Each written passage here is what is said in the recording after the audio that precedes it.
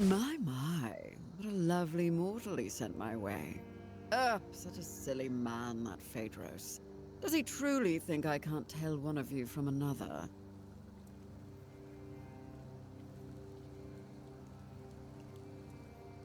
But of course, you could even say we're quite close. After all, I granted him his greatest wish. And in return, he promised me a small piece of his sad, mortal life. Only now it seems he's trying to weasel out of the deal. It's a bit insulting, don't you think? Mortals. I should have known better than to trust him.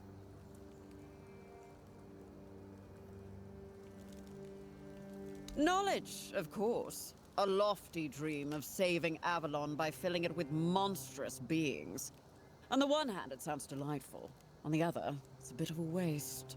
You see, in my realm, mortals can live as long as we wish them to. A few adjustments here and there, and they can serve us indefinitely. Yet you mortals always believe that death is your escape. Even though we tell you time and again that a deal once made cannot be unmade. Phaedros thought it could work on Avalon too. He was only half right, which is why his results turned out rather beastly.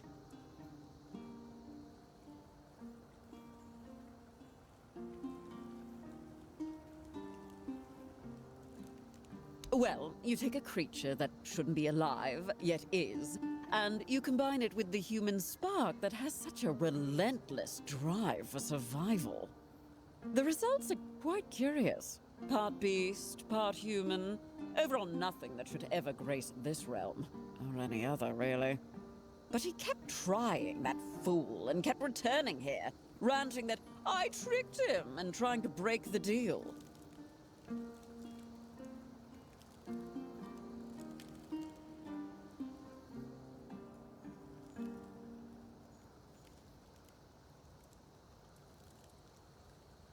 I gave him the knowledge he craved. Nothing more, nothing less.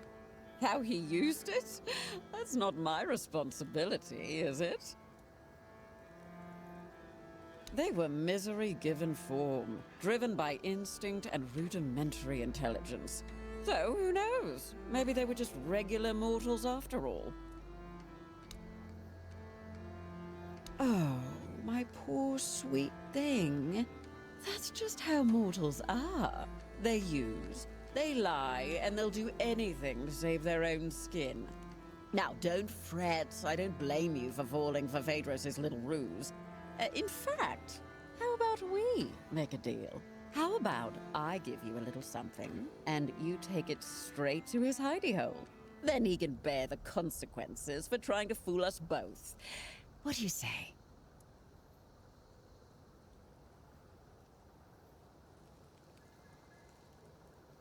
Very well. Just try not to bleed.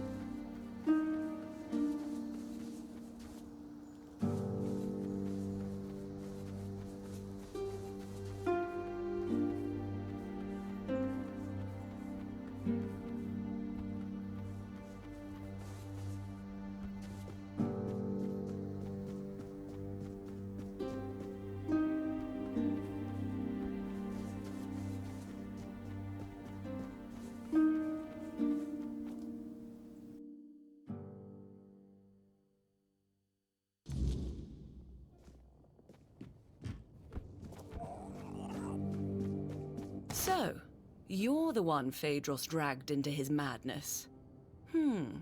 Apologies for the mess. I'm in the middle of cleaning up.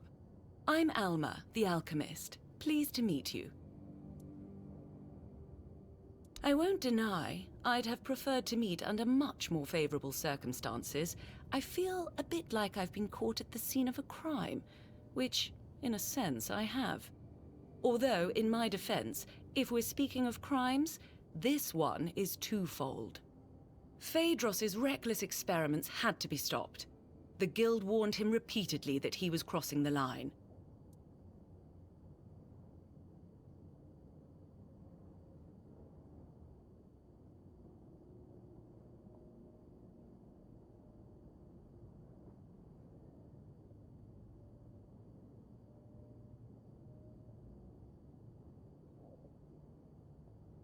Unfortunately, yes. The rules of our guild are clear. Crossing the established boundaries results in consequences, and those consequences grow more severe with greater transgressions. It's not like he wasn't warned.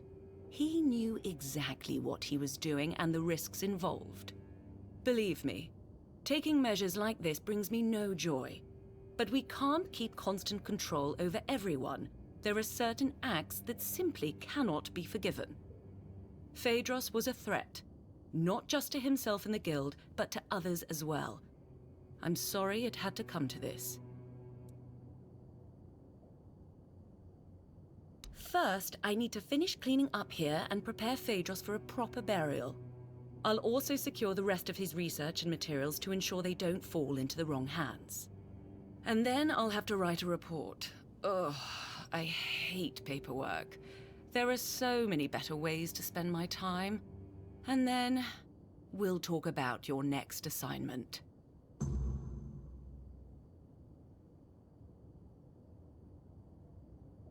Now, that's better. Shame our meeting had to be under these circumstances. Believe me, not all alchemists act like Phaedros. You seem all right, though. Charles's calm demeanor confirms that. Tell me, what made you join the Guild?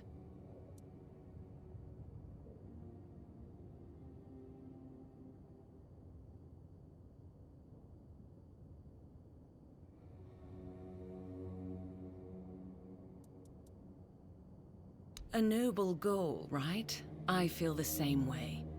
And I'd like to believe that everyone in the Guild thinks the same, but people can be, well, unpredictable. But anyway, what do you need? Lately, situations like this have been happening far too often. Some alchemists within our ranks are starting to rebel.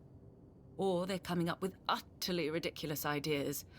I really hope this doesn't become a recurring pattern. To answer your question, unfortunately, yes, it was necessary. The rules of our guild set clear boundaries. Crossing them results in a response from us, one that becomes more severe the greater the transgression. It's hard to say. While we share a guild, not all of us keep in regular contact.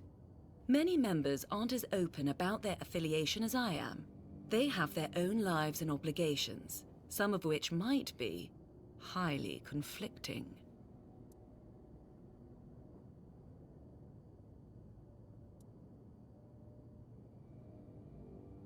That's my role. Let's just say I'm a sort of guardian of alchemical ethics. But more seriously, I was assigned to this task. Apparently, I'm the best at playing nanny to misfits like us.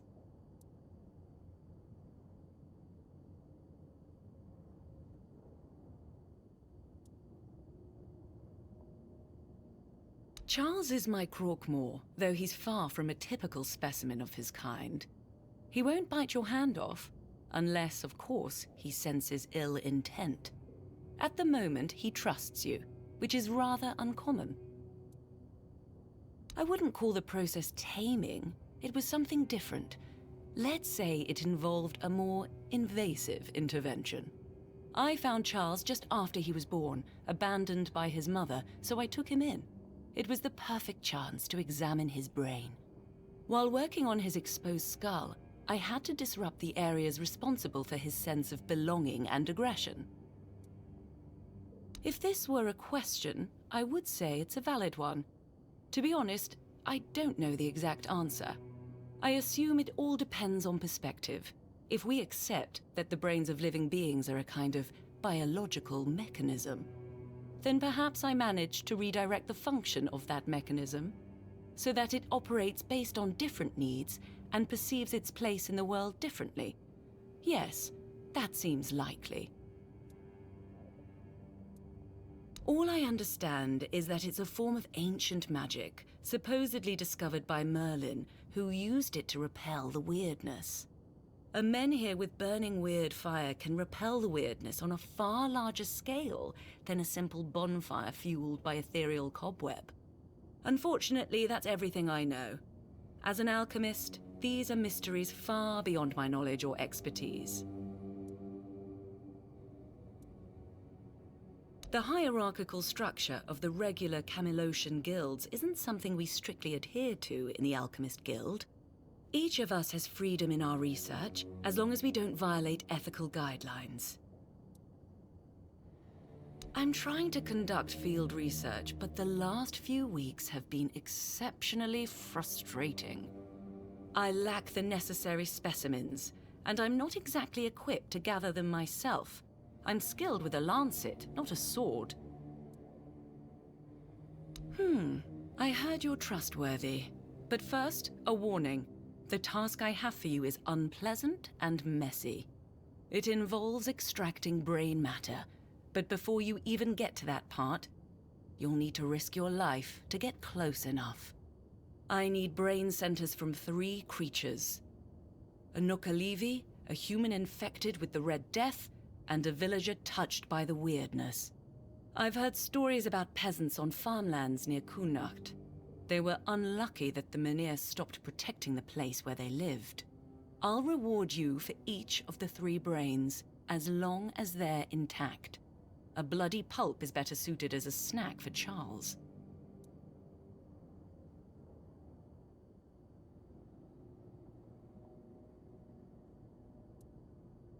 Each one ties into my field of study and interests.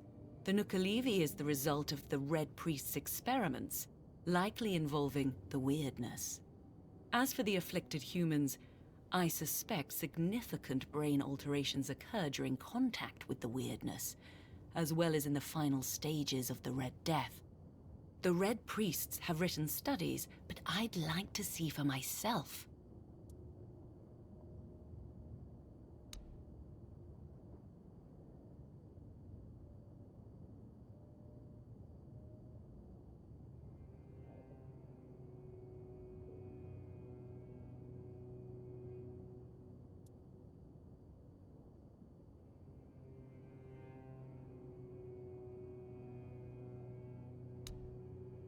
Until next.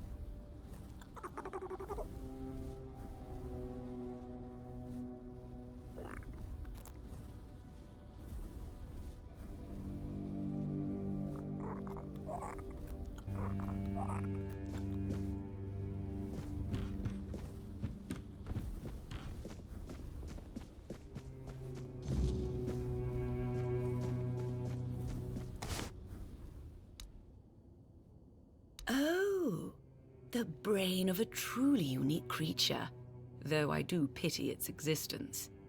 The conflict between such opposing instincts must be such a torment. Nakalevi are hybrids created by the Red Priests, certainly a cross between redcaps and goats. Though other animals were likely involved in the experiments. Regardless, thank you. I'm glad you came out unscathed. Here's your payment.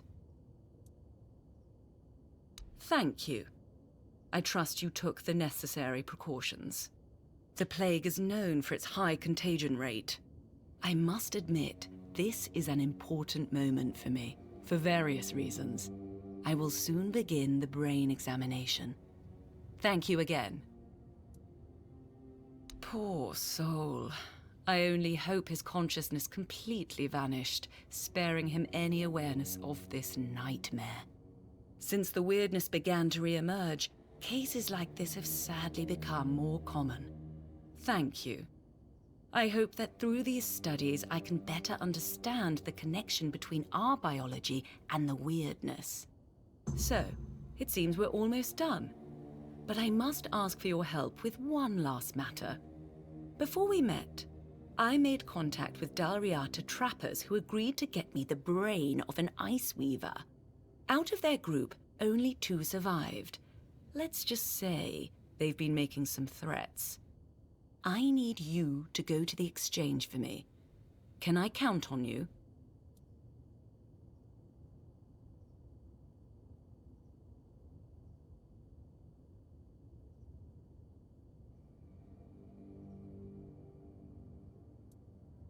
They belong to the Svein tribe, but were banished for some reasons. To be honest, I don't care. I just wanted a group of folks who knew the Forlorn Swords well. I assumed they could handle it without too much trouble. Don't expect a warm reception. They're cold, harsh people, and given their current emotional state, well, it's a dangerous mix. We initially planned to meet in a location I could easily access, but after what happened to their folks, they've made some specific demands. Here's the location and the gold I promised them for the task. Don't try to negotiate. The amount has already been agreed upon. Once it's done, find me. I'll be nearby. However, I'd prefer not to attend the meeting. It might unnecessarily escalate the situation.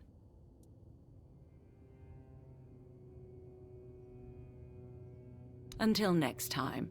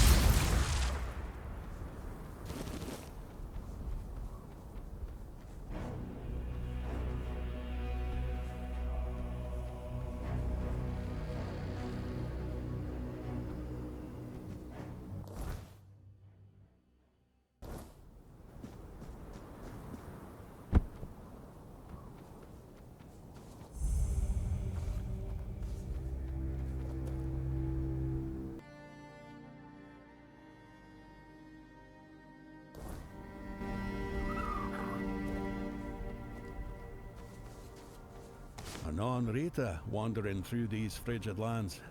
It takes courage, or perhaps folly, to traverse the forlorn swords alone.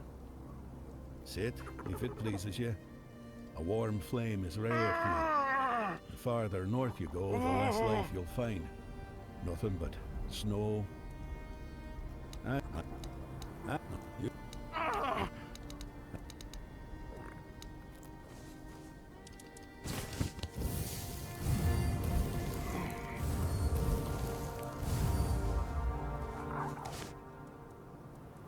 Oh, no.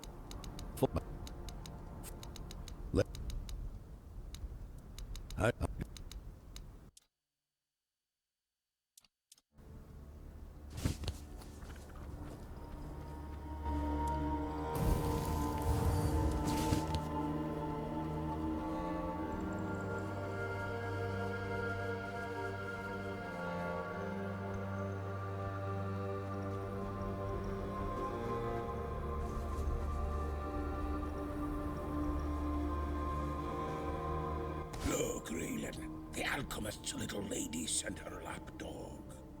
Aye. So, dog, speak. Got the gold?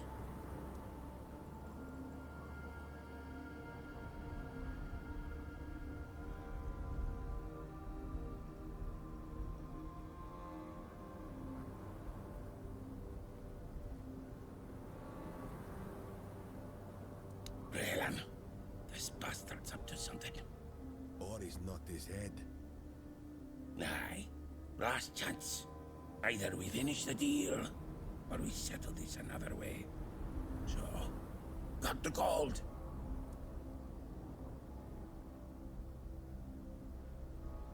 And we've got no answers. Don't he drag this out outside?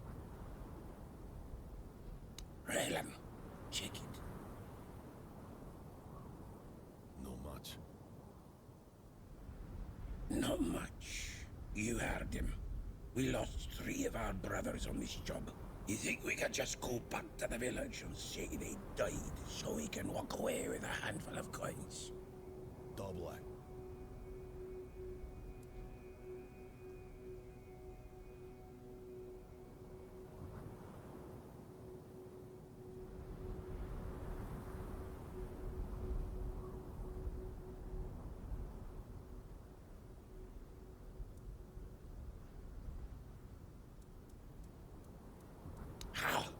How dare you?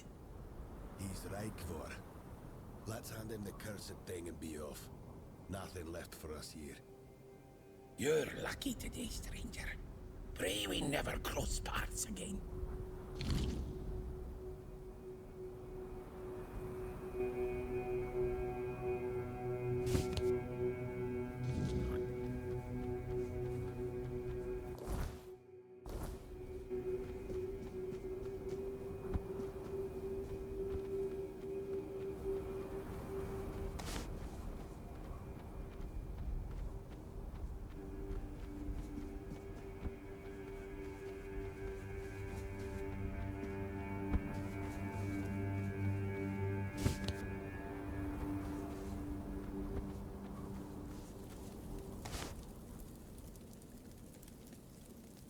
You did it! Wonderful! I don't think I need to hear the details of that meeting. What matters is that it's all behind us now. I'm deeply grateful. Here's a reward for your efforts. I'll soon begin my more extensive research on the brain centers of all 4 subjects. Oh, and one more thing. You've proven yourself trustworthy, so you'll find a few special items in my shop now. Perhaps something will catch your interest. Hope you'll find something useful for yourself.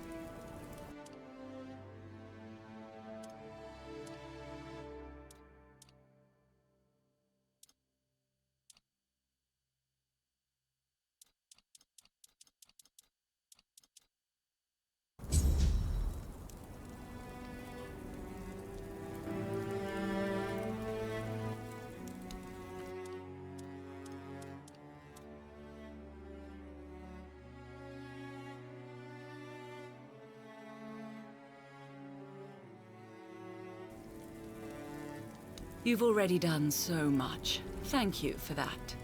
That said, there's one more thing you could help me with.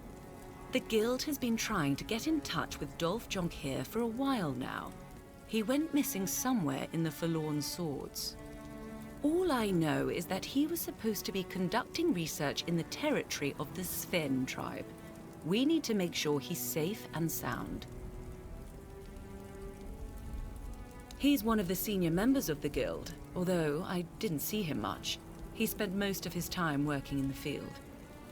What's concerning is that he went to the Forlorn Swords alone.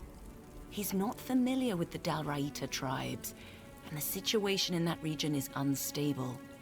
We just hope nothing bad has happened to him.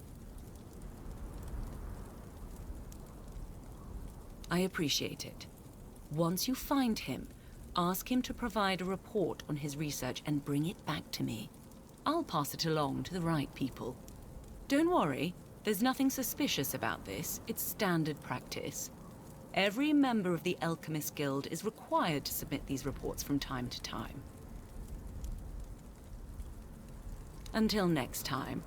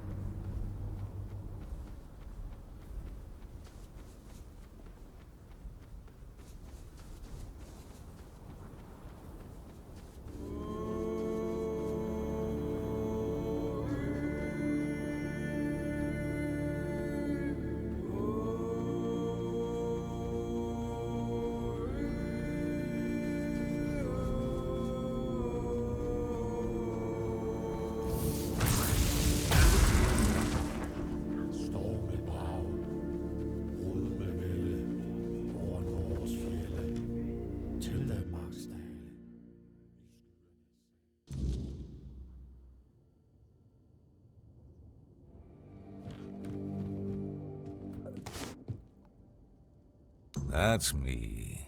It's true. It's been a while since we last communicated. She must be wondering what's been going on with me. Well, she'll have to forgive me. My current work is far more important than my obligations to the Guild. That might sound arrogant, but it's the truth. Kind that could be a breakthrough for humanity's survival on Avalon. Do you really think Camelot can protect Avalon's people from the looming weirdness?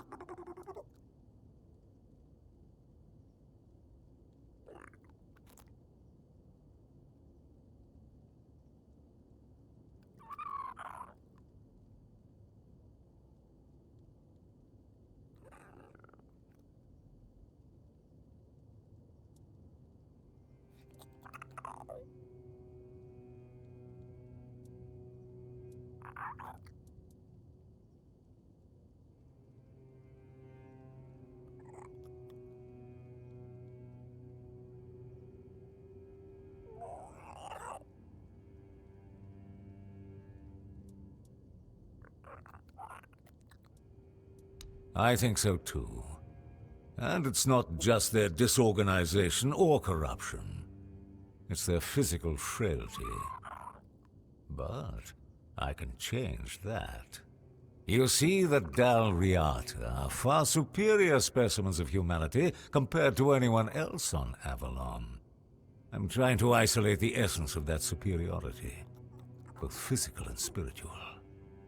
The formula I'm developing could transform humanity, making all people as strong and resilient as the finest Dalriata, resistant to the weirdness. Perfect.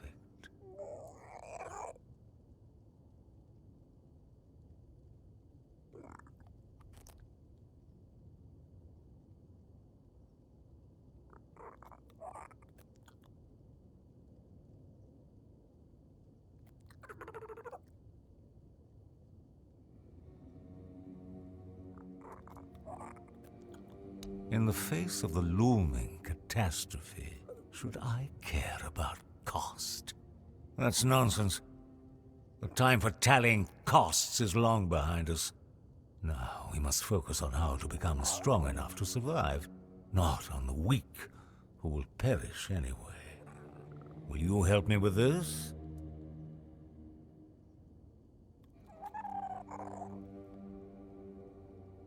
To create my formula, I need a substance that acts as... well, I won't get into the details. I need the slime of a giant snail. You can find them here in the Forlorn Swords. Of course, you won't get the slime without a fight, but I have a feeling that won't be a problem for you. Excellent.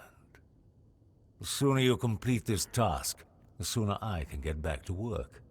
Remember, what we're doing here will be remembered in Avalon's history.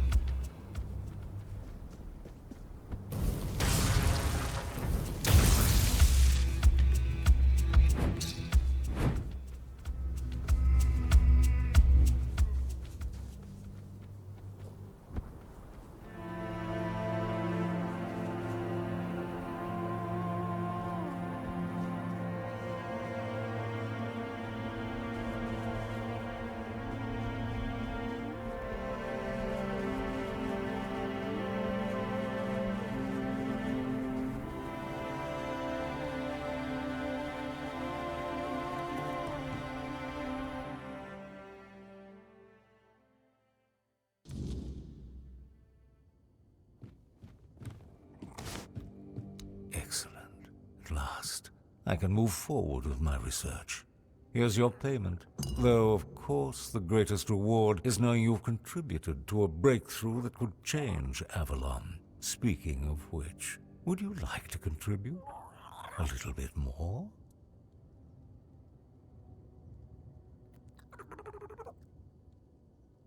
You've proven yourself capable and resilient. It makes you an ideal candidate for something far more valuable than mere coin. The snail slime you brought me needs to be tested in conjunction with my formula, a distillation of Dalriata essence I've been perfecting. Simply stand against that wall there.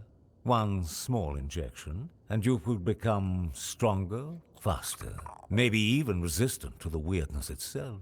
Others might balk at such an opportunity, but I suspect you possess the vision to recognize greatness when it's offered. Now, shall we proceed with making history?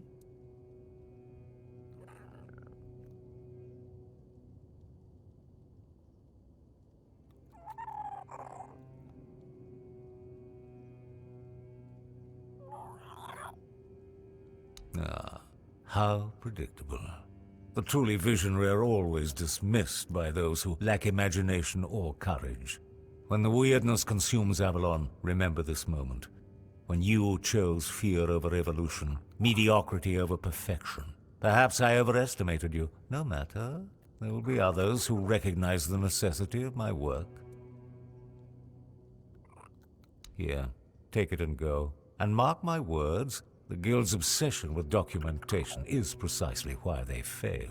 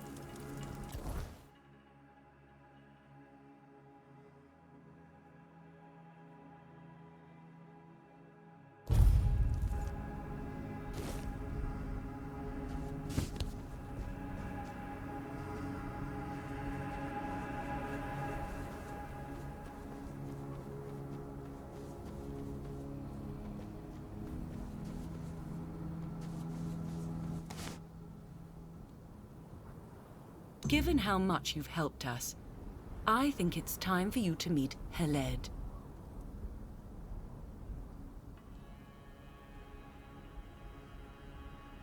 There's no point in explaining too much now. You'll see soon enough. Just know Heled embodies everything the Guild stands for. That's all.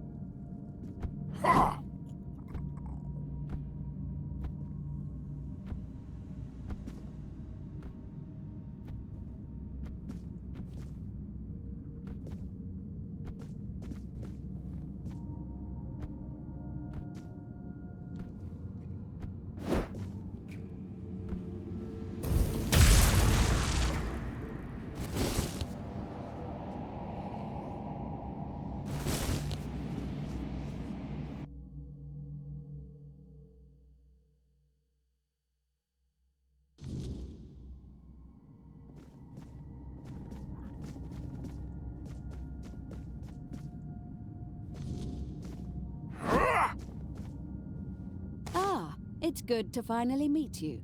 Alma and Tyrannus have sent me reports about your progress. Thank you for dealing with the troublemakers in our guild. Though I wish your introduction to us had been under better circumstances. I'm surprised you've even heard of that term. The Druids have always been very thorough in preventing our existence. Now that they're gone, I assumed that knowledge was lost. But yes, I am the head of the guild. And don't worry, I'm perfectly fine like this. Knowing what I might become, Dryads have always been a particular interest of mine. The curse couldn't have chosen better.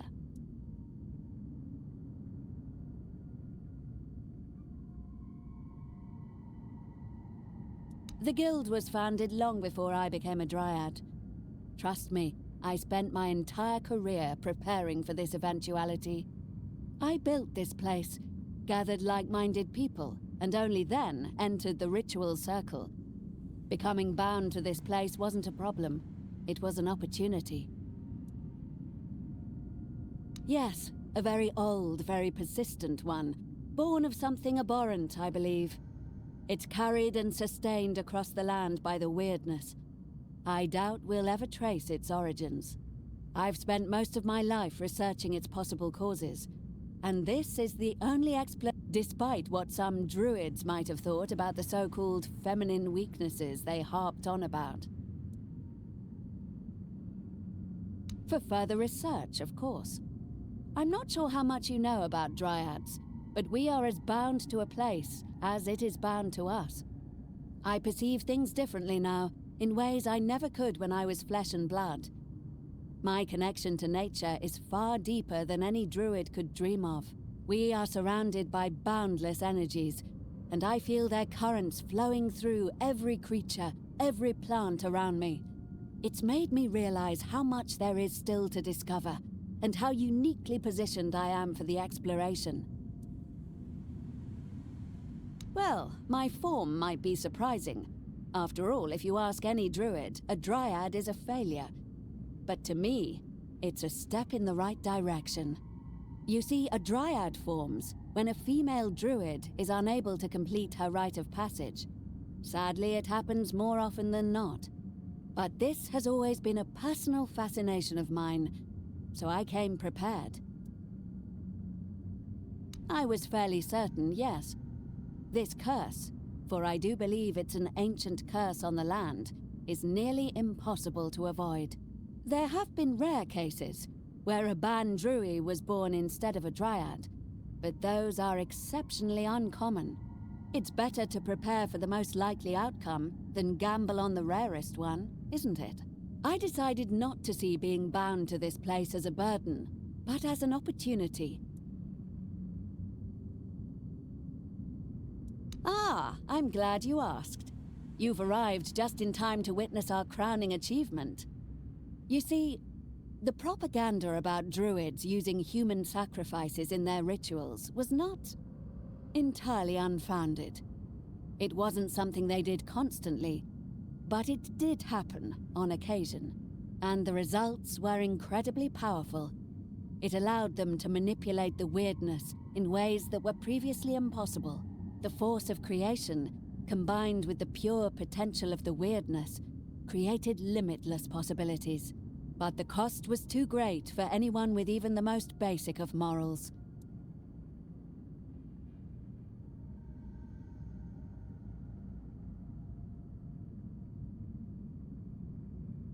Yes, I don't believe in necessary evils, or that the ends justify the means. We desperately need a breakthrough in mastering the weirdness, but I vowed to find a different way. A better way. Being what I am has given me a unique ability to peer into the very energies that drive us, and what I uncovered is this. Human life is simply a form of energy. It is unique to us, and as I said, extremely potent. But it is still just energy. That means there must be a way to replace it with a more humane substitute.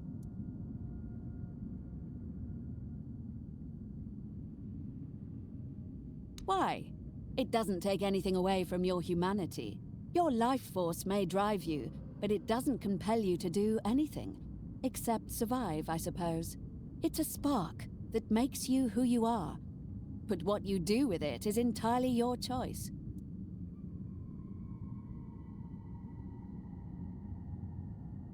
I believe so. In fact, that's one of the reasons I asked you here. After all the trouble we've put you through as a new member, I feel you've earned the privilege of seeing the fruits of our labor. Go on, take a look. It's just behind these doors.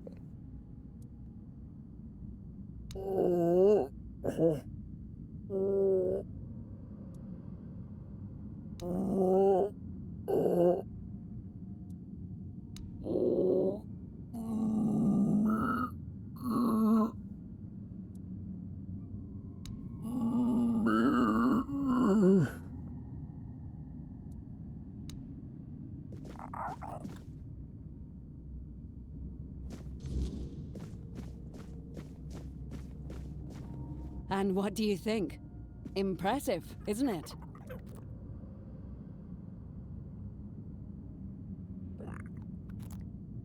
We don't.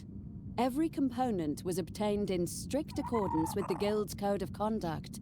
Using the power granted by my unique condition and the weirdness, I created a life force entirely of my own design, completely artificial. I infused that life into the creature, and now here it is, our very own living construct.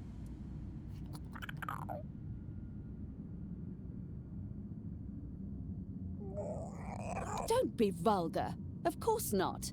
Necromancers don't create anything.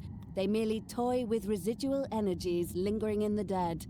I didn't raise something that was once alive. I created life itself, from nothing. That's the interesting part. It actually does. Perhaps our form defines us more than we realize. Not the details, though. It doesn't even have all the usual organs. Just a heart, a brain, lungs, and a liver. The liver was crucial for some reason.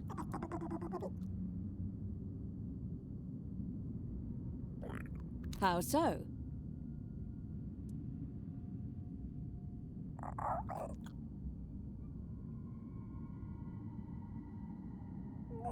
Of course not. I've been considering conducting the ultimate test. I've discovered that a dryad can be freed from the place she's bound to by completing the ritual with a human sacrifice. Obviously, that was never an option. But now, I have access to energy that should be equivalent. If it frees me, it will mean we've succeeded.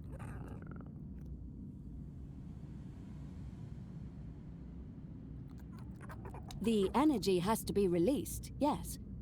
But it's not truly alive like you or me. So perhaps destroy is a better term.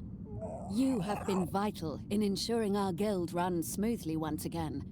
So I thought that perhaps you would like to do the honors.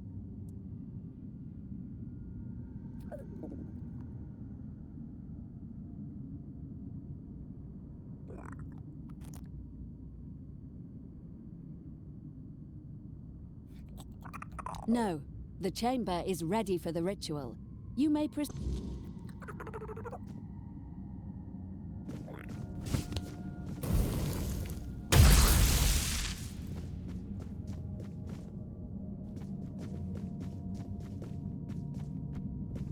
It worked! I'm free! And the power coursing through me is truly astonishing. I was right. All these years of searching have finally yielded the results I hoped for.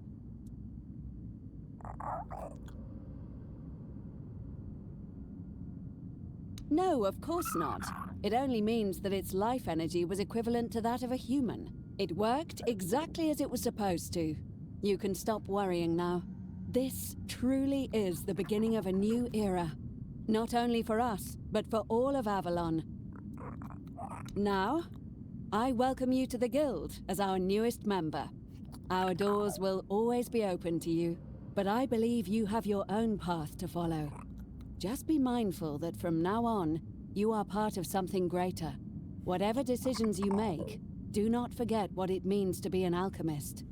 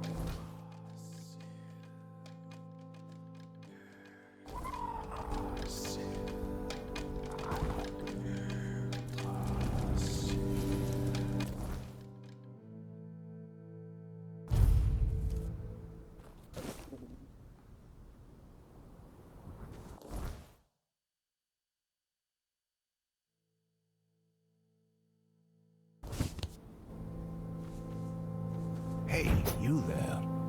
Non-Rita. So, you're a real wanderer then. And you've seen a thing or two. And you've met Garth. That Don't come here. Hey, you there.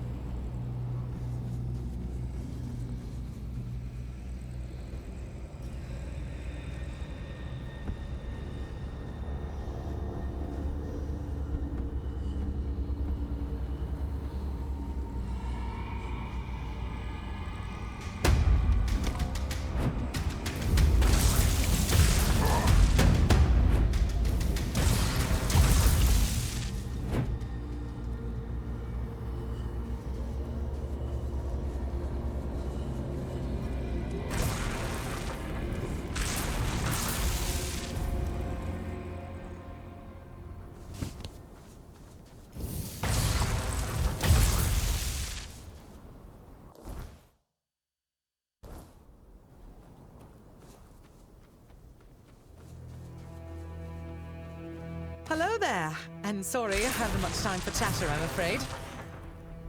I was just about to set off again. I don't like traveling after nightfall. Gods know what slithers in the dark. Weirdness. Now that one's got a cruel appetite. Chews up lives like bread crusts. So best keep moving, right? Of course. In all this hurry, I forgot my manners. My name is Fillmore. But do not call me a lady. Though, my father would probably prefer it that way. Some knights aren't too fond of having a woman among them.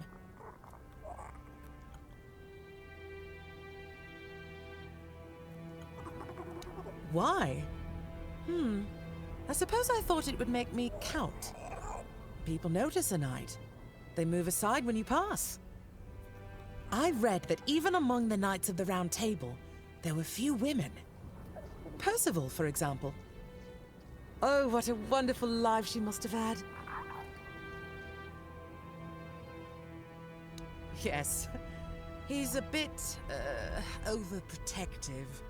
Especially when it comes to the family name and what people say. He never made it to the Round Table himself, so he pinned his hopes on my brothers. One ended up as a bodyguard, the other took priestly vows. That left him bitterly disappointed, and, well, he didn't have much belief left in a daughter. Even if I've come much, much farther than they ever did. Forlorn swords. But, if you don't mind, I'd rather keep the purpose of my journey to myself for now. I'd hate to jinx it, having come this far already. The road to Burrow to Connacht wasn't easy, and there's still much ahead. Yes. I heard they're not really friendly to outsiders. But I've no intention of getting in anyone's way. I'll keep to the paths that seem long forgotten.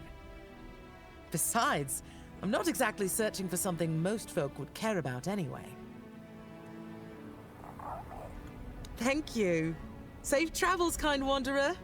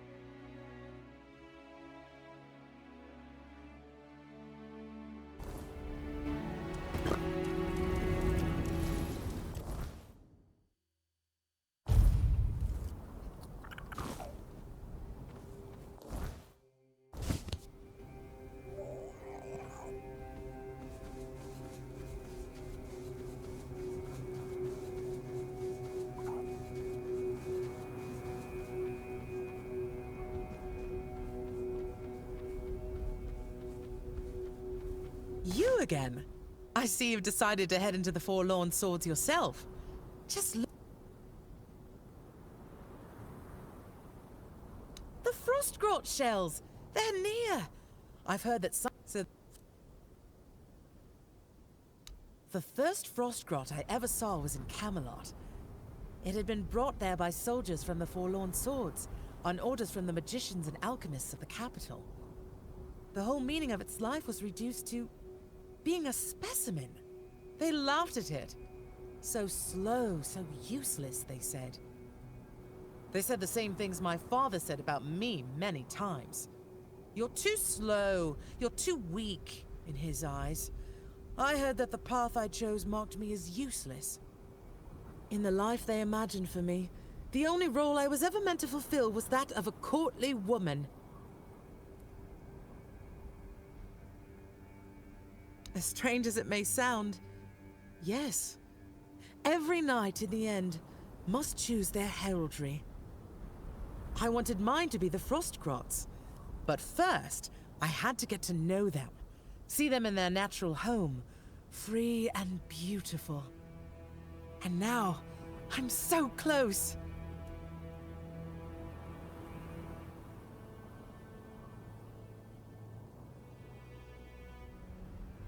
Oh no, I think I'll manage. Besides, if you don't mind, I'll be setting off again soon. Thank you. Maybe...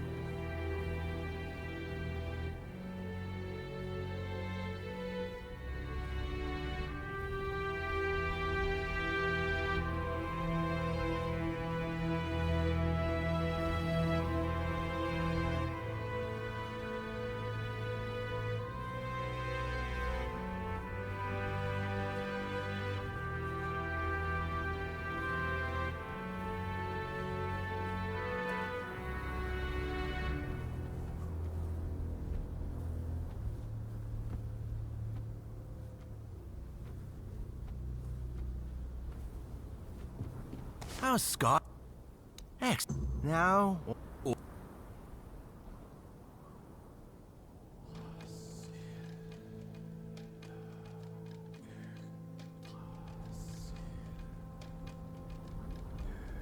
Risk? Ha! I'm not risking anything. And I'll finish you off with plat.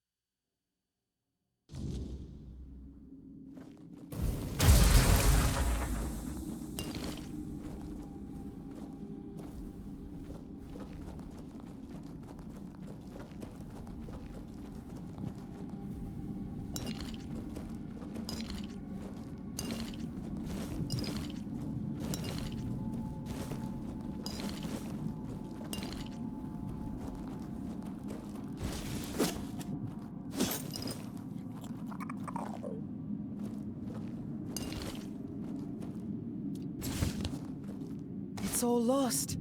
It's all lost. I am so sorry.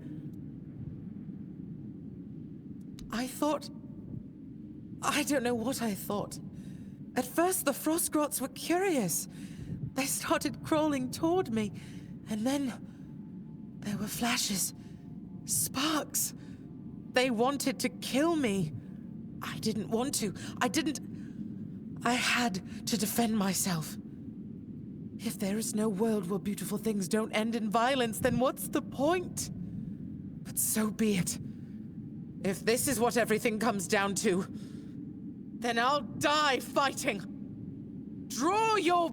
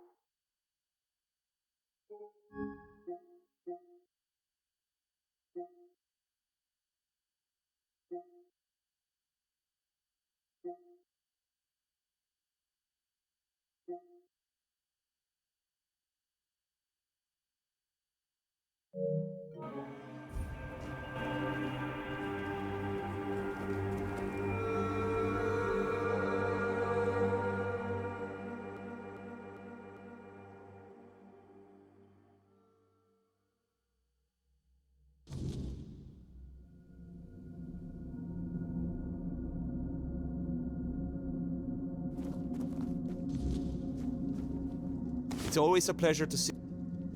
Oh, now that is exciting. But please, the honor should be yours. You're the one who put in all the hard work, after all. I'll be...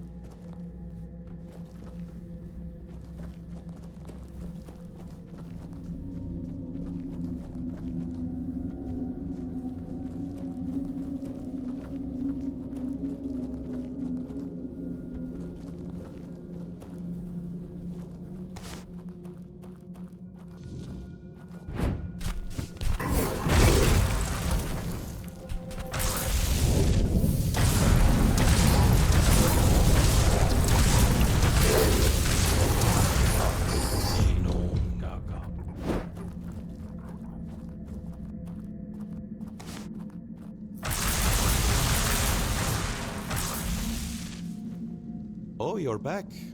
I tried following you, but the door shut right in front of my face. Almost on my nose, to be honest. Maybe I could go in now, but first, I'd rather you just tell me what happened in there. A Four-Dweller? Ah, so it's just as I suspected. But why would a Four-Dweller be in what's supposed to be the Temple of Meter?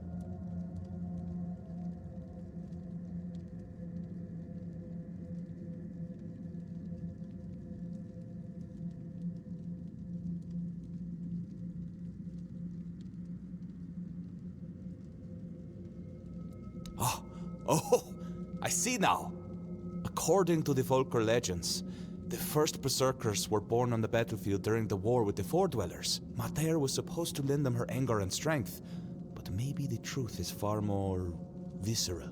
Blood has power. The Druids always knew that. And the blood of a Four-Dweller must have been the purest weirdness, the purest intent. If you believed it could make you invincible, then that's exactly what it would do.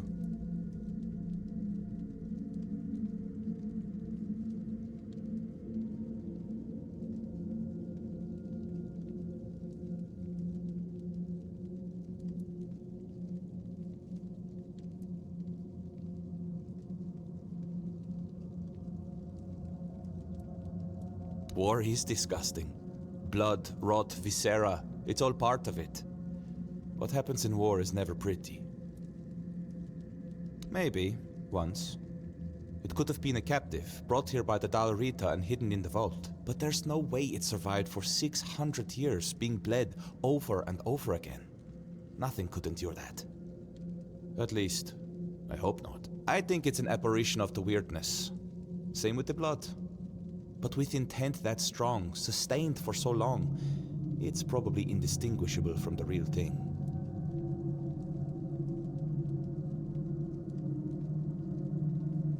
Well, I can't say for certain. Although personally, I don't believe she's truly on Avalon. As for the potion, her wrath isn't really hers. It's born of the weirdness. That's why so many of the Volker still have its traces coursing through their veins. Once someone drinks the potion, it stays with them. But that much weirdness all at once for someone so unprepared? Well, it can't be good for them. No wonder other tribes thought they were madmen. And no wonder there are so few left. You will do with this knowledge what you see fit. Angsvar and I, we've had our differences. I doubt he'd believe me. And honestly, I'm not brave enough to try to convince him. Now, I promised you a reward. I'll give you something he refused, but it might be of some use to you. I've managed to create a recipe for something similar to their potion. It's not as potent, but now that I know what it is, it's far less damaging to the body. Take it. You look like you've still got a long journey ahead of you.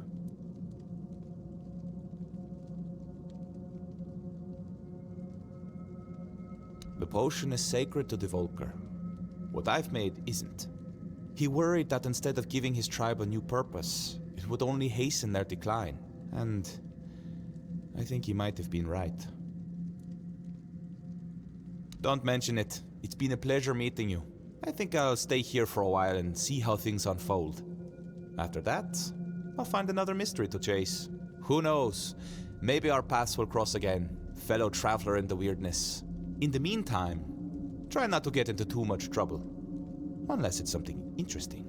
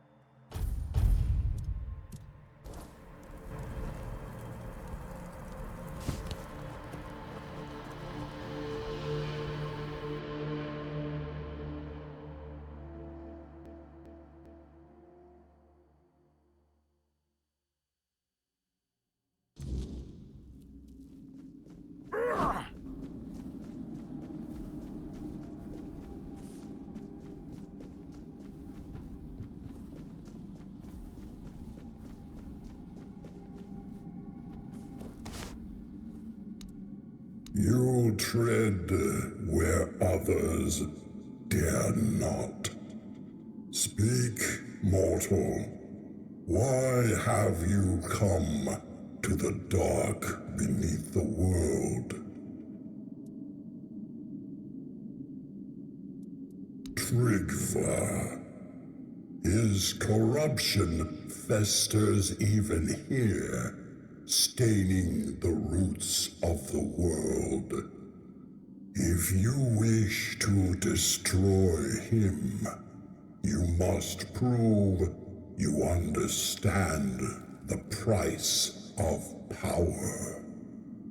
Show me you can take what the depths demand: courage, wit, and sacrifice. The heart and the mind both are tested here. Bring me what lies at the core of your enemies. The heart and the brains of a beast will prove your courage and cunning. Only then will you earn the blessing of the depths.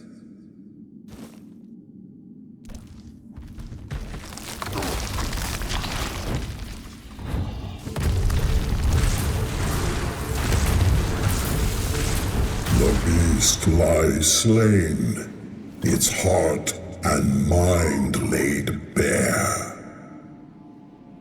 You have proven yourself mortal, not just in strength, but in will. Few dare to face the darkness, and fewer still emerge victorious.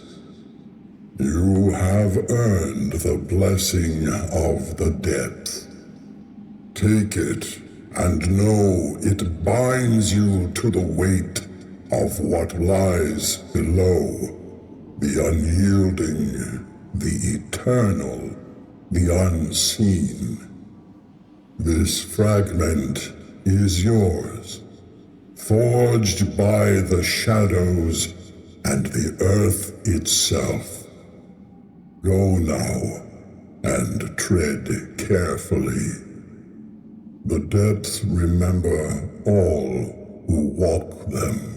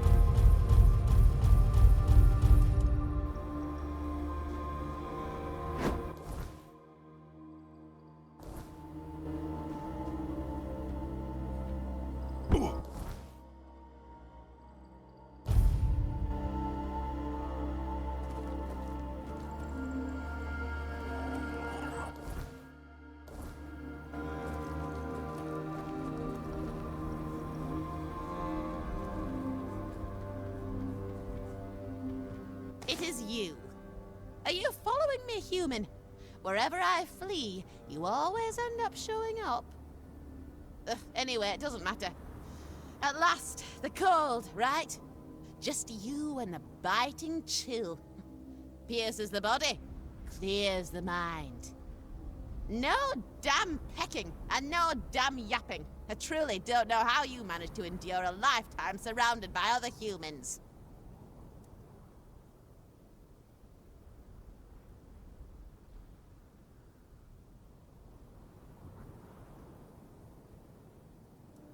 It's you who always shows up wherever I am. First the keep, then that cursed Connacht. Now even here. Here, which is, well, in the frozen arse end of the world. What are you doing here,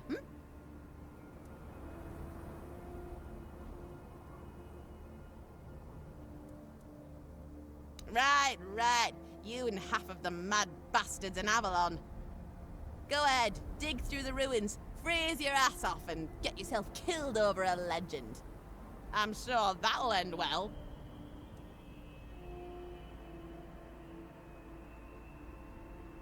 Oh, sure, just relax and hop onto the merry-go-round of life. Spin around, catching stars, meeting other chickens, forging and breaking bonds. Around and round until I puke. Ugh, no thank you. I'd rather stick a twig up my ass than take advice from some human. I watched you for centuries, and look where that got me. You know, I'm not doing so great myself. Folks tend to think chickens don't have a shred of intelligence. But trust me, I've spent centuries among chickens.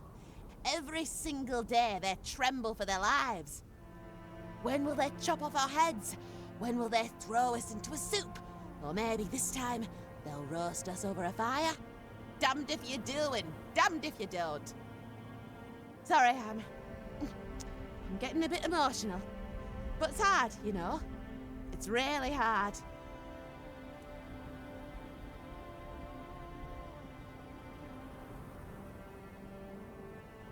Well, it was supposed to be quick.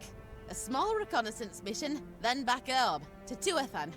Then everything went to shit. It wasn't easy, you know. I haven't seen another foe dweller in over 600 years. I've even forgotten my own language. Watching you humans wasn't simple or pleasant either. Ah, shit. I'm too damn old for any of this. Chickens aren't supposed to live for 6 centuries. It's too much for a small body.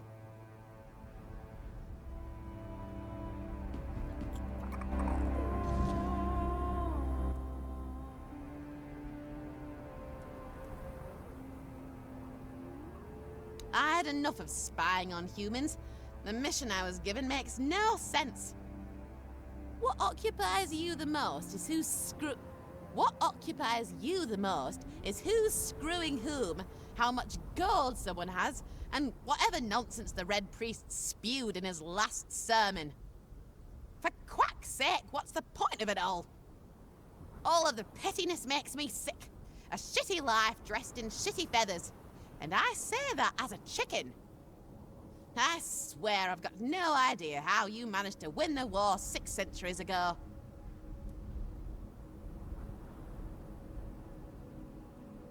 Long ago, giants lived here. I even knew a few. Whenever gambling or wagers were involved, they turned dumb as bricks, completely lost their minds. But they were proud folk. Even though we kept them under our heels, they couldn't be prouder than us, of course. And they should have stood by us, instead of siding with that damned Arthur. But that's all ancient history now. I don't feel like talking about it. What's done is done. Ah, the keep. I used to think it was the worst dump ever. But after all this time, I've come to realize it wasn't so bad. The further I went into the world, the more I understood that leaving your little hole doesn't always make sense. People are the same everywhere, even in the big, big world. They still believe their lives are so different from the lives of those late. Even in the big, big world, they still believe their lives are so different from the lives of those they look down on as stupid or lesser. You've lost your damn mind. Words of wisdom for you? Your heads are too thick for wise words to sink in. Well, fine, there's maybe one thing I can tell you.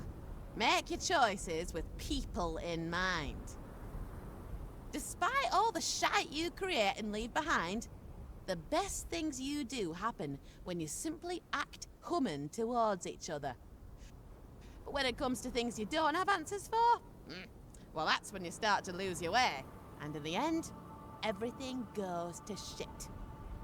Keep it simple, because you are simple.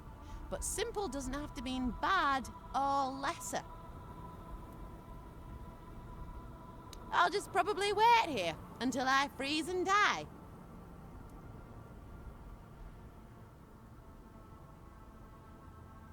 Ambition? Look where ambition got me. 600 years being trapped in this ridiculous body, watching your kind stumble through life like blind idiots. No, I think I'll pass on ambition. Freezing sounds just fine to me. Oh, brilliant idea. Why didn't I think of that 600 years ago? Maybe because I'm a chicken. Tiny wings, no lift, no glory, just flapping like an idiot until I hit the dirt. If I could fly away, do you really think I'd still be here? You should be apologizing to yourself for being such a fool. Bye! Bye!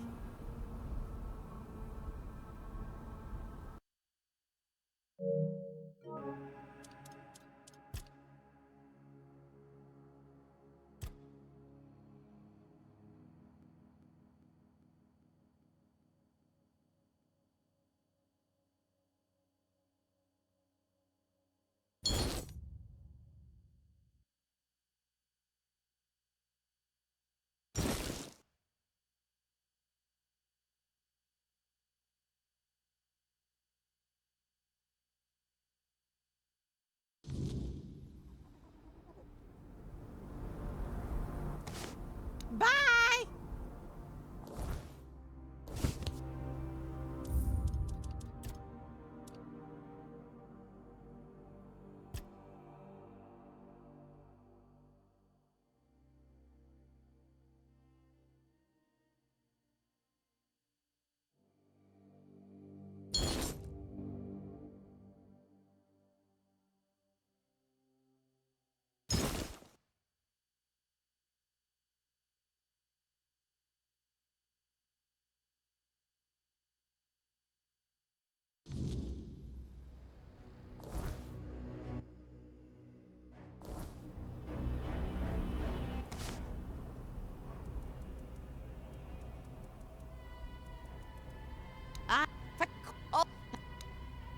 But the keep it.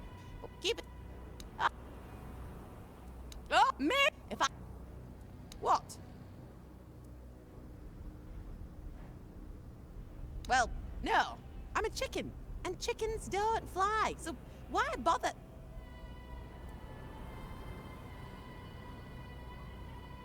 What? You just want me to flap me wings until I magically lift off and fly away? The cold must be getting to you, human. You should find a warm place. But, fine. If you're so eager to humiliate me, then go ahead. Watch. Ha! You were right! I'm flying!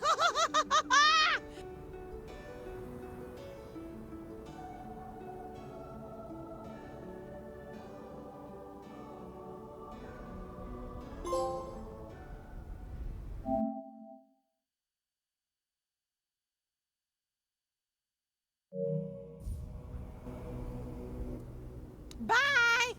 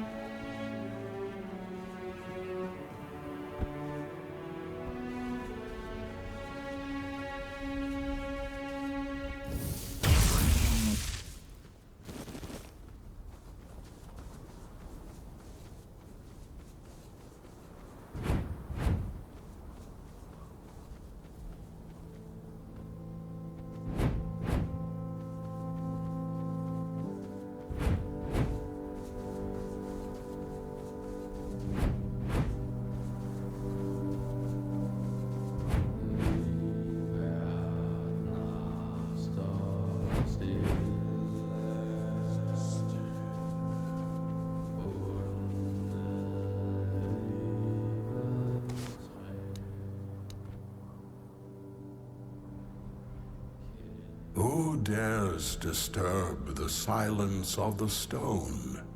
Speak, small one, and tell me why you stand before the summoner. Tryggve, the parasite clinging to the pillar. He twists the old ways for his own greed, a shadow of what the Ulfr once stood for. If you wish to rid the world of his corruption, you must prove you are worthy of my power. Call forth your allies, mortal. The summoner respects not lone strength, but the bonds that carry us forward. Together, you will face this trial. Fail, and I shall remain silent forevermore.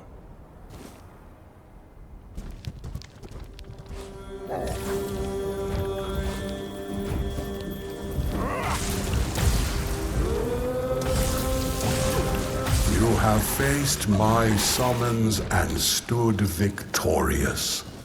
Few possess the strength to endure, and fewer still the bonds to overcome. You are worthy of my blessing. Take it, mortal, and carry the strength of the summoner with you. But know this. My power is not a gift. It is a burden. Wield it wisely, for it binds you to those you fight for. Go now. The giant strength is yours to wield, but their expectations are yours to bear. Do not fail.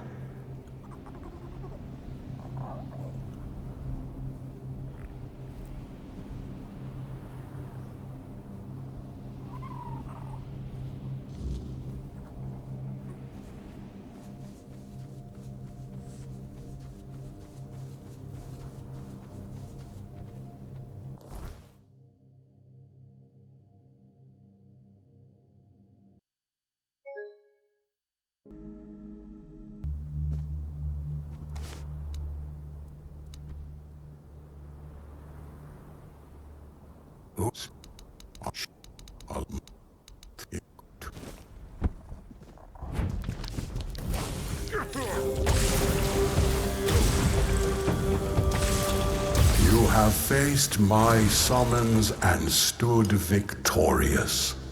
Few possess the strength to endure, and fewer still the bonds to overcome. You are worthy of my blessing.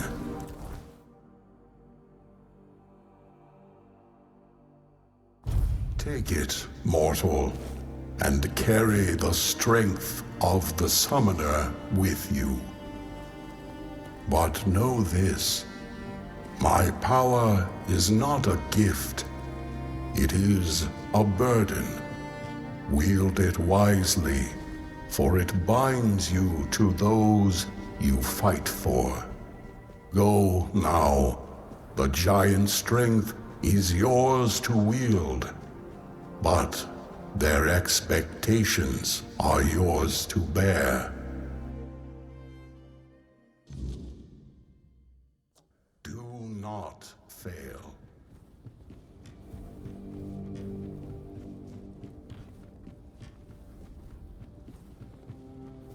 Well met, traveler. By the stones, you've done it. The blessing of the giants. Do you have any idea what you've accomplished? Forging a weapon from them is the pinnacle of the Stone Warden's craft. It's a feat spoken of in tales but never achieved in living memory.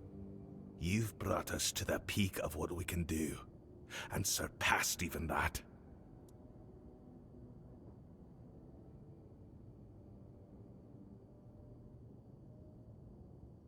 Ambitious. I respect that. The forge is yours, but I'll guide your hand. This isn't something to take lightly.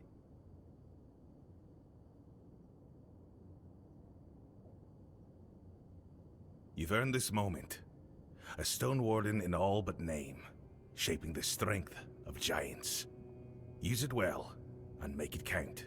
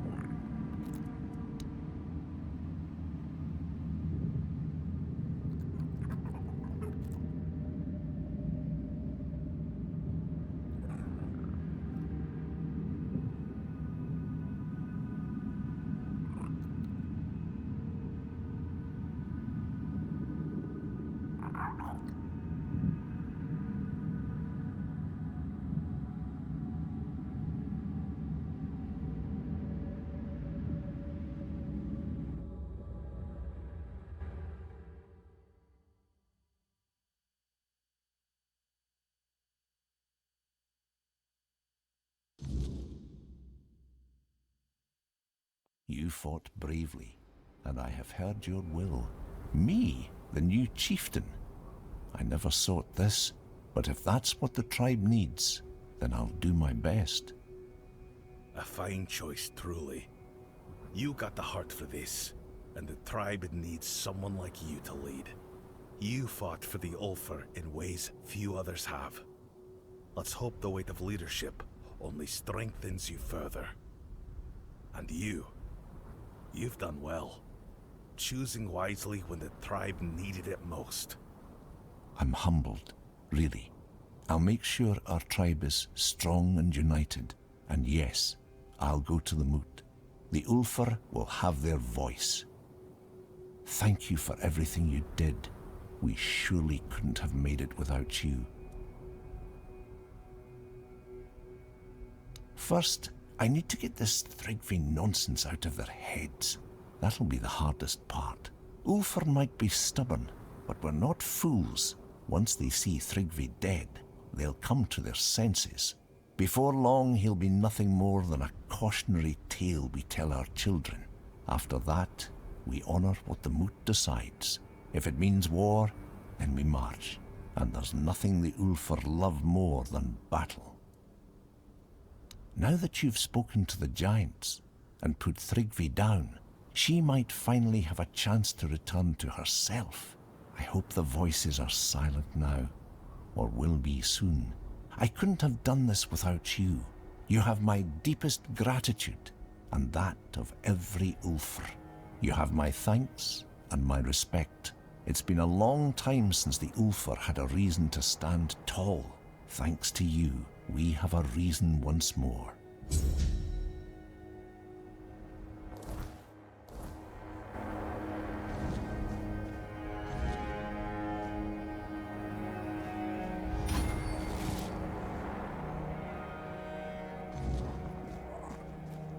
Well met.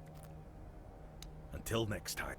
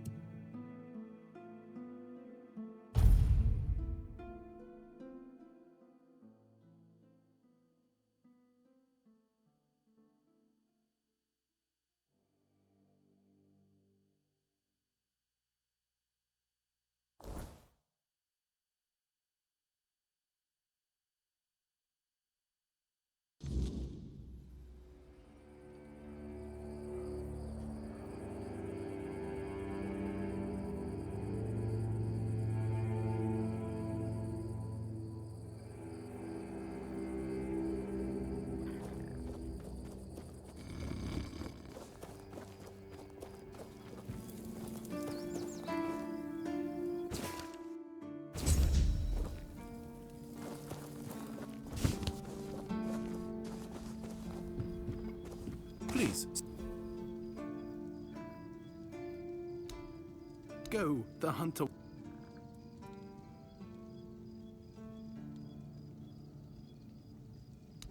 Do you keep bandits? Do you keep...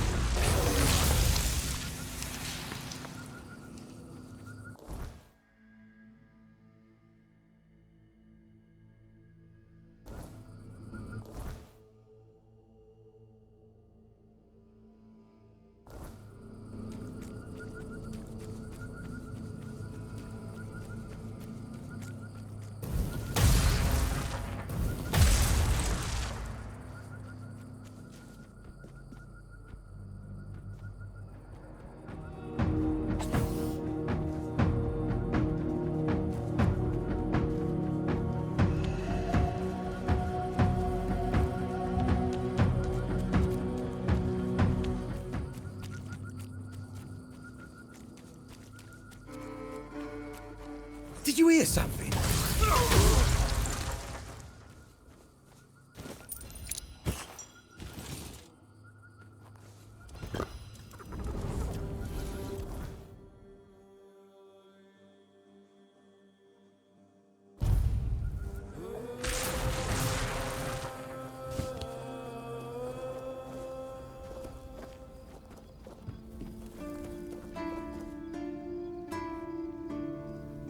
Please.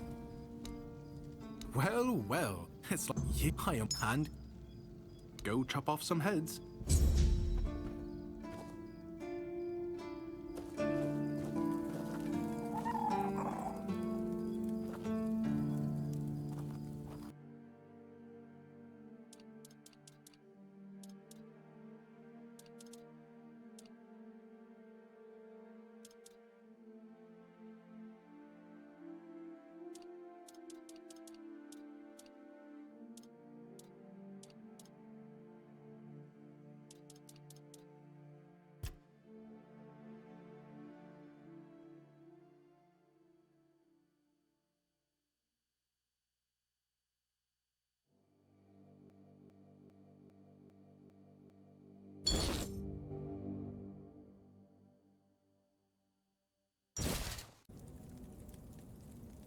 Trust is if they his son will well the number of sins of oh you come on everyone it's oh I have really that's but if he's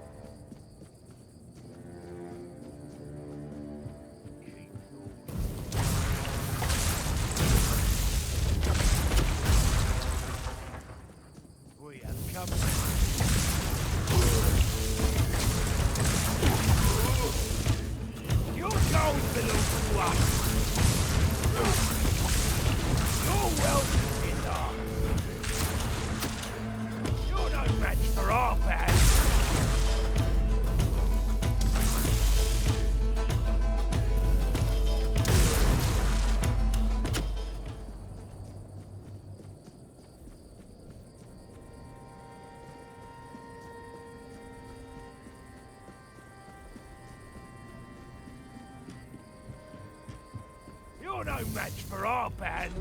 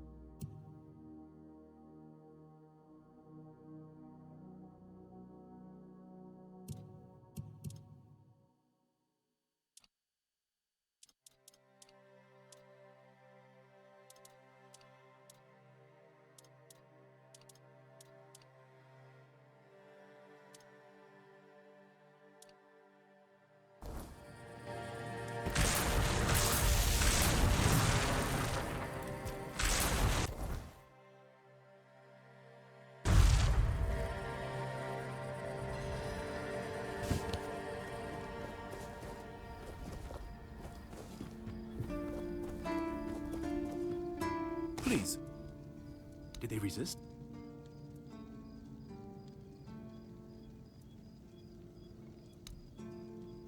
But it was... Sit now. Go. Go.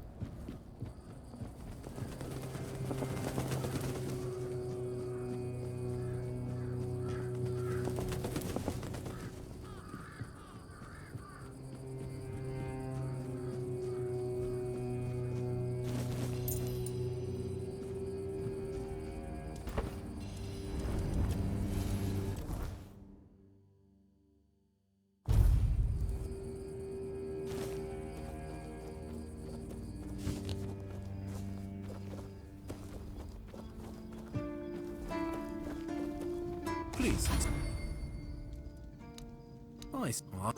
Go. Drag your nose, don't read it. Do you keep...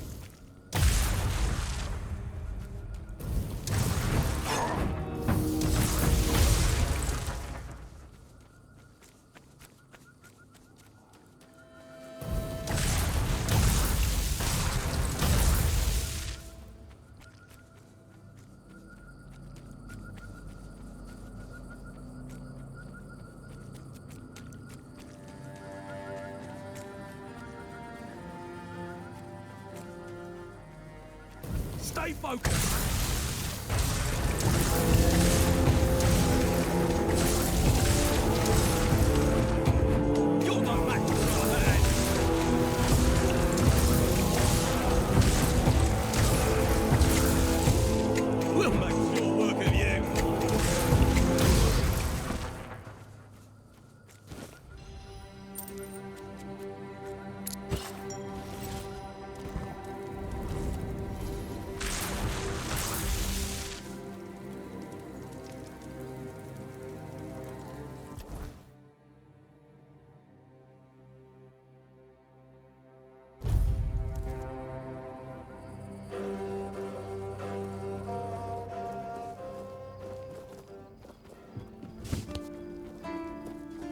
Please. Well, it's like I am a hand. Go chop.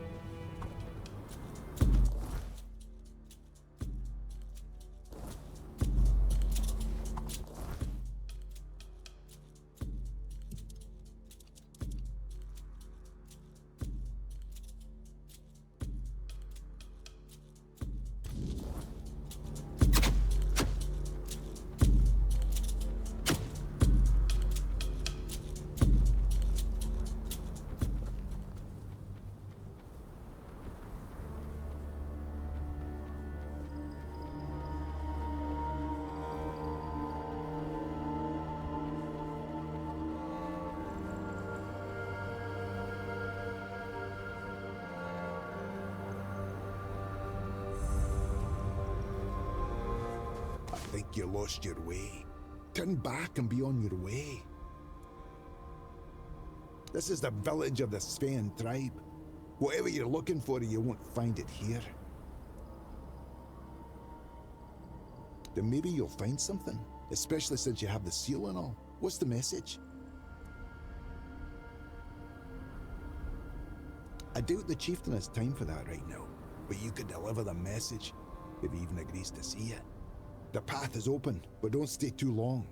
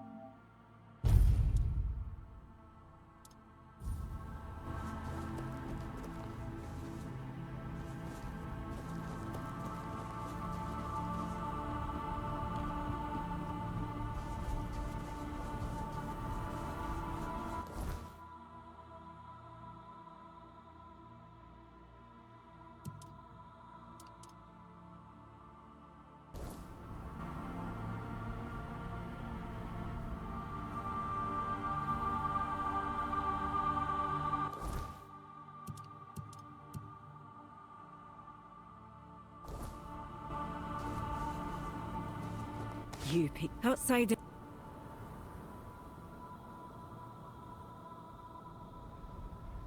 Sure, that's what all outsiders say. Anyway, what do you... We here... No. Find... No need...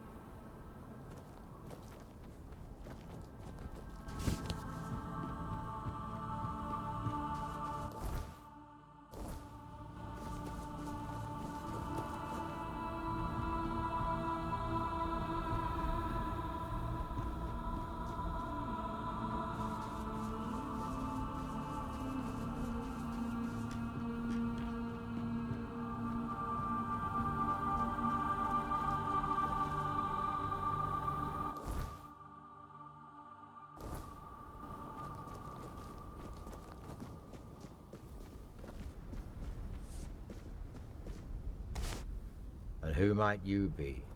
Are you the messenger of the Stagfather, the one Glirna foretold?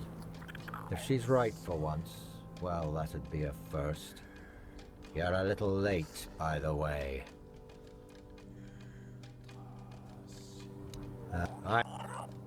Can't you see this? One of those bodies belongs to my son, Jens. He fought bravely, to the very end. May the ancestors grant him a place at their table. May the unrealm of the hunt show him mercy. It's a damn shame his god failed him. You just had to be stubborn, didn't you, kid? Hey, no point wasting breath. What's done is done. Most of the Svein tribe is gone. Let me guess. He wants to call the moot. He's been trying for years, and every time I've had to refuse. Not because I want to. I know the moot is sacred law. But above that law is my duty to protect the tribe. And as you can see, I've failed. The Svein tribe is gone. Not having a tribe is what's holding me back. Can you turn back time? Bring my people back to life? No? That's what I thought. I don't know you, And if Gerfan thinks I'll trust someone from outside the tribes on his word alone, he's showing weakness. Especially now. But I do have a solution. Find Kjell. If she vouches for you, I'll honor the voice of the tribe's request. And I'll let you help us, if that's even possible. She should be nearby. She'll have a task for you, something to prove you can be trusted. Once that's done, meet me here. Maybe then I'll share some...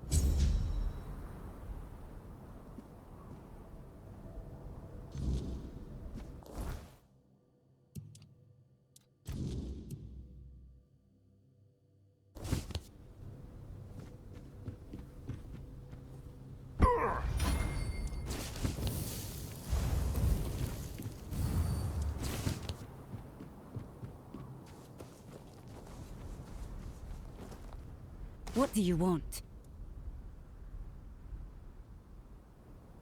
Well then, the two of you aren't talking. I don't know you, and I'm not vouching for you. The sooner you leave the village, the better. For you, and for... Wait, hold on. There is one thing you could help me with. One of our hunters went to the cave nearby, and hasn't returned. With everything that happened here, I forgot all about him. If you want to prove, and don't come back. What? You went to the bottomless cave? And you made it out alive? That's impossible! It would have torn you apart in an instant.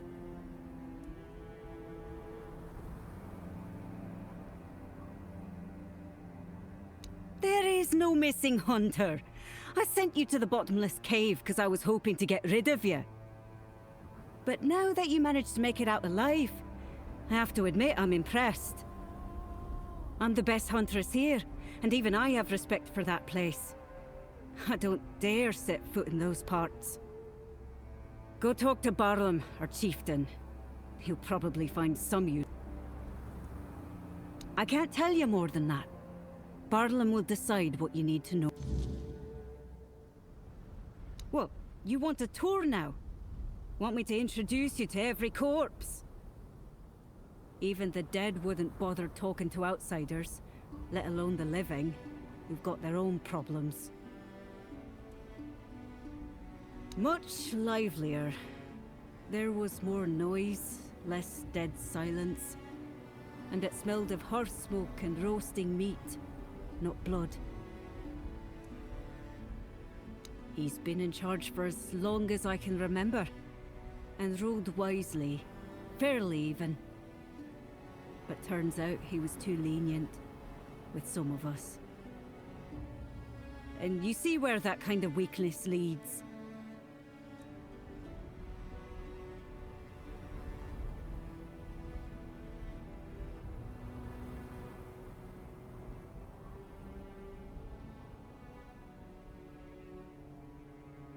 Yeah, I shoot strangers who can't hold their tongue. Besides that, I hunt. Best in the village. Was already true before most of the hunters got themselves killed.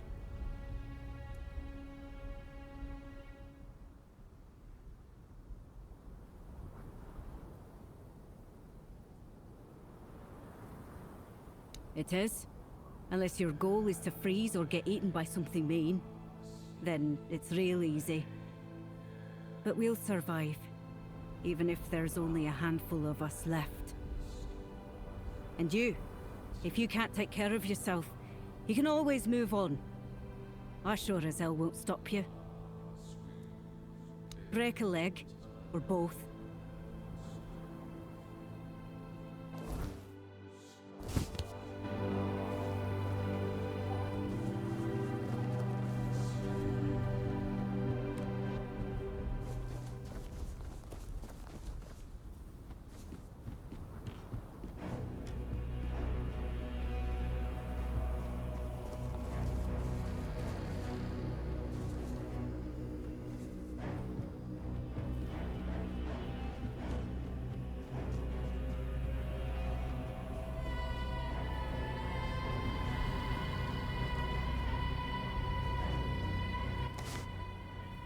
kill you. Maybe. But the fact that you're still breathing only proves your strength. And your determination. You survived Kjell's trial, which means you've proven yourself worthy of knowing what we're up against. The Stagfather happened. A bunch of fanatics called him into this world. They claimed that when he arrived, he would devour everyone, then choose his own and grant them their rightful place in the afterlife. You can see how well that turned out. And that's how the story of the Svine tribe ends. I doubt we'll ever recover from this.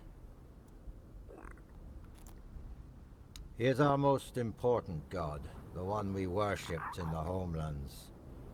And we brought him here with us. He watched over us, blessed us with an abundance of game. In return, he had our unwavering devotion.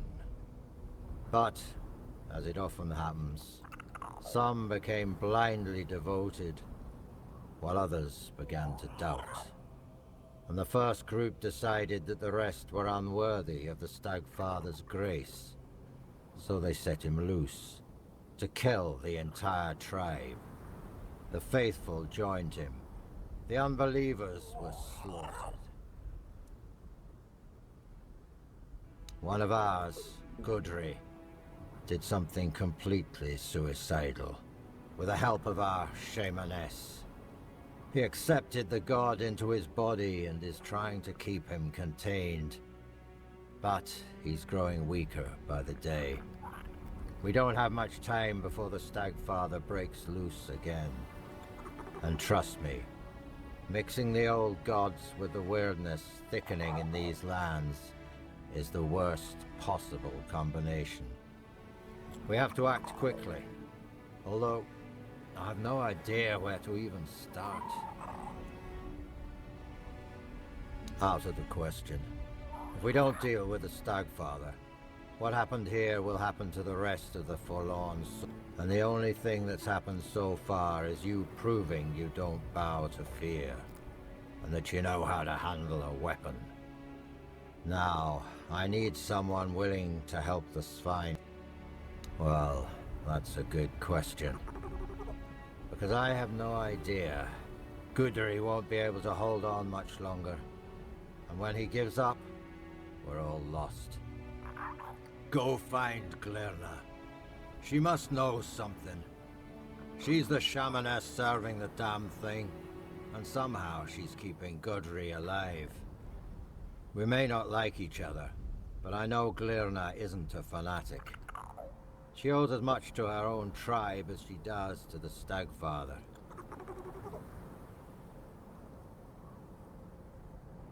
Glirma is our old soothsayer. Very old. When I was a kid, that hag was already as wrinkled as an apple, forgotten in the storehouse for 3 winters.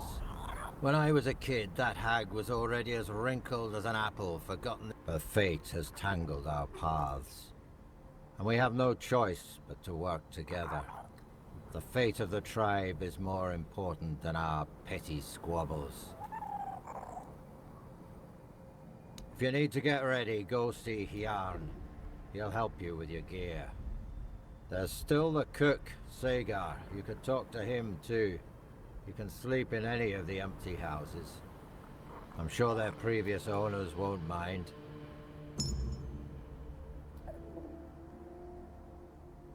Glirna is our old fate.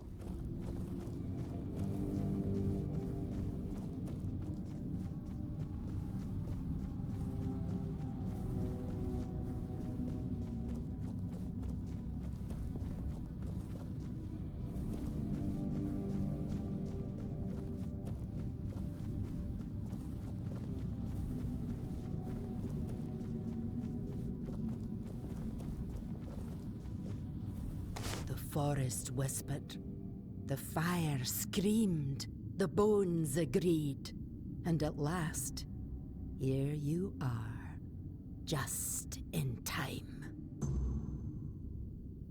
The horned god told me, before hatred blinded him. He said your paths would cross, that you would bring redemption or ruin. In my dreams, I hear the crack of seals and snapping bones. The horned god, cursed with pain and blood, tears at the bonds I used to bind him. The earth trembles with his fury. Can you feel it?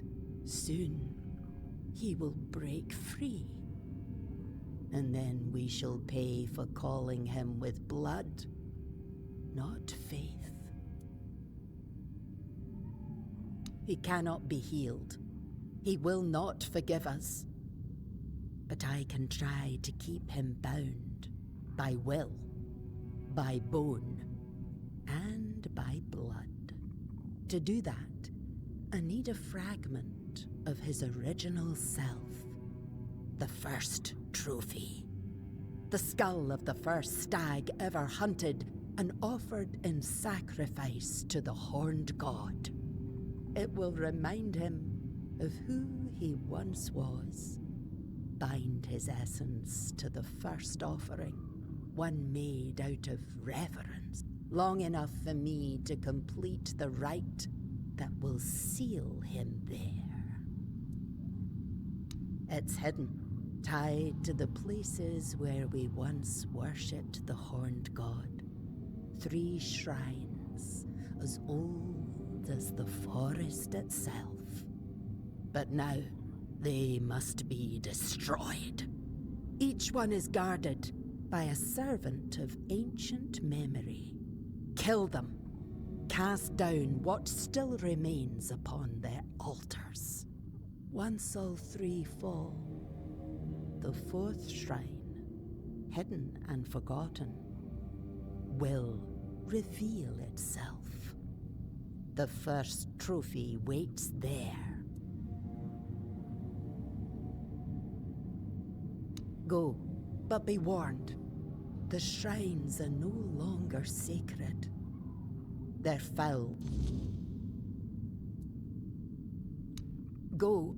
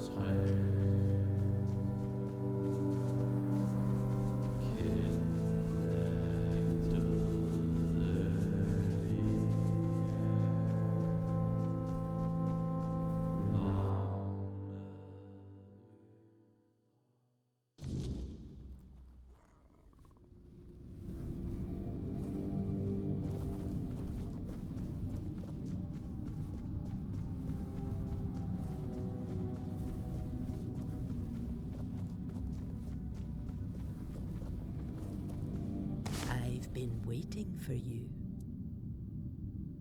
It's the Horned God's domain, a place where time does not flow, beyond the reach of humankind. Once, it was lush and alive, where the hunt was sacred, wild, pulsing with green and the crimson of blood, teeming with beasts and birds in the boughs. I doubt it still is.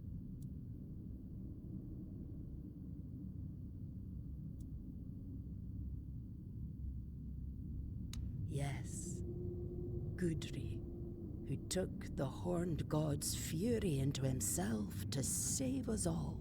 He reached for blood and bone, and let me turn his body and soul into a vessel for the god's essence. I sealed it with wards, like a cage of thorns. But the god's wrath will tear through them, sooner or later. And when that happens, there'll be no saving us. If you want to bind a god, you don't choose the method.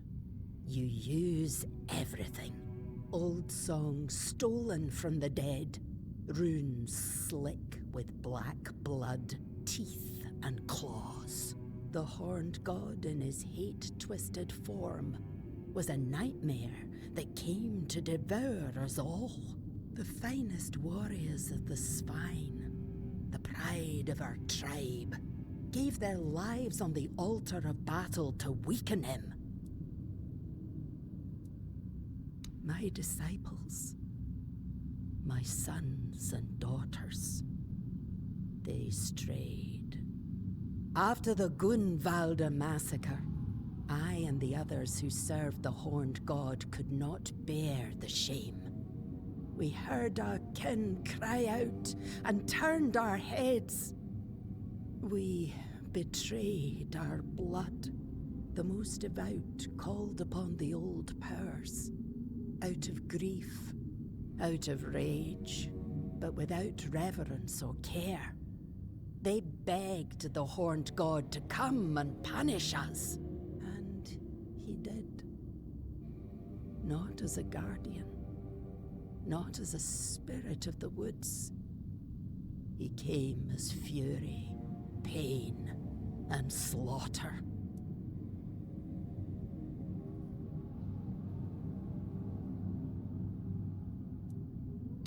They opened a door, and I gave them the key, in the form of songs, rites, and signs.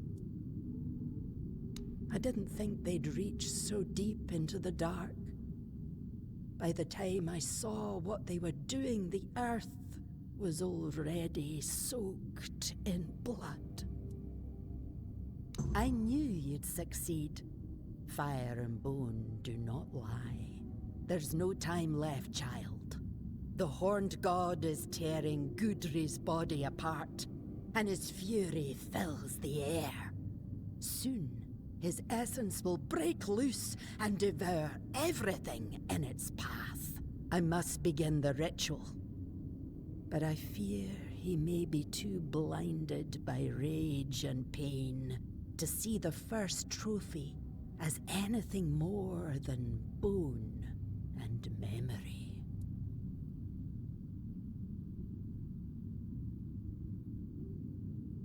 Your path leads to the unrealm of the hunt. There, you'll face the Horned God. If you can weaken him, if you can break through the frenzy even for a moment, then the first trophy might reach what's left of his old self.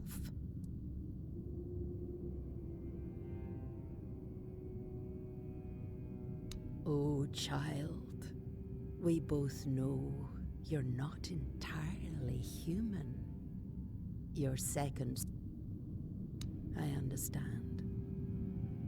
Whatever is going through your mind, right? If you need to prepare... But remember, you're not going... That's when the trophy will speak. and I will close the gate behind you. Take care. The Horned God.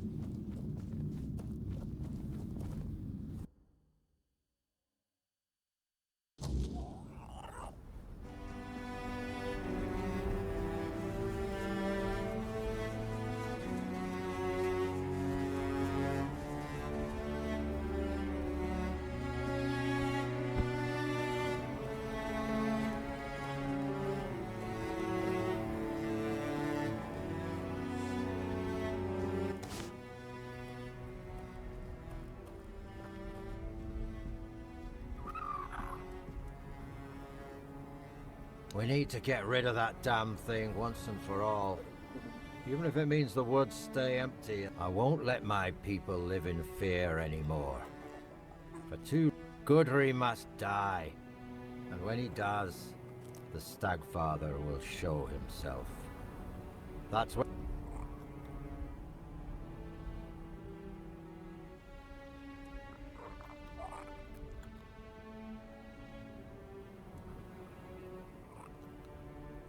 Hard not to believe in something you saw with... And now that I've seen what he's capable of, I know there's no place...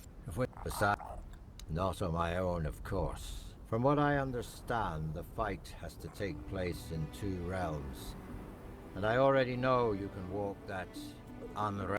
You'll kill the Stagfather in that realm. And my people and I will take care of whatever appears. We need to break free from this curse once and for all. Do this for me, and the... It won't. We know too much already, and that's thanks to you. I won't lie, your fight will be the toughest. But you've faced worse before, haven't you? Let me know when you're ready.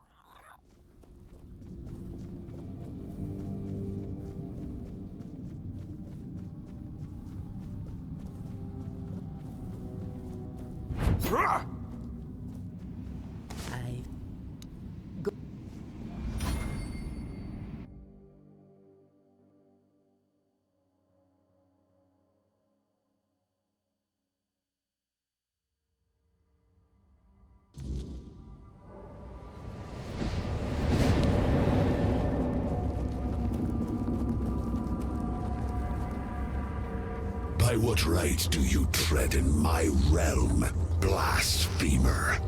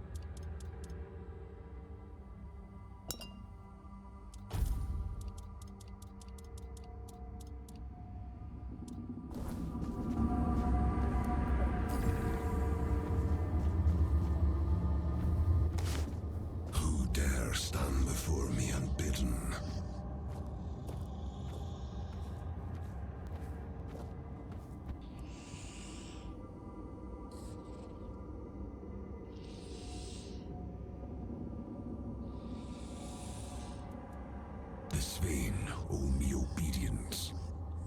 Such is the law of nature, eternal and binding. It is they who gave me form through their faith. Without me, the Svain are no more. So tell me, will you strike down the strength of a tribe with your own hands? Or will you spare?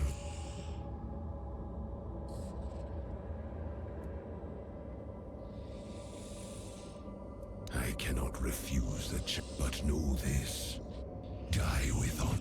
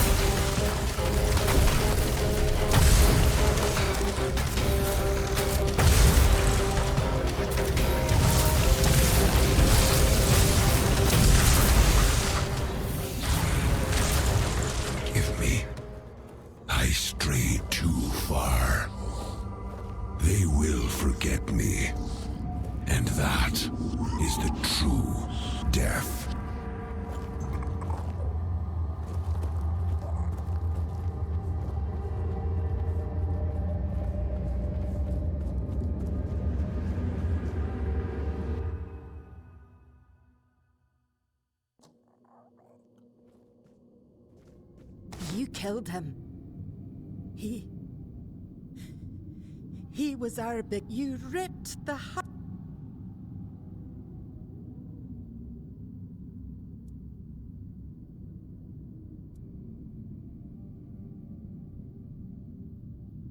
Yes, but with his fury, our faith will survive. Go.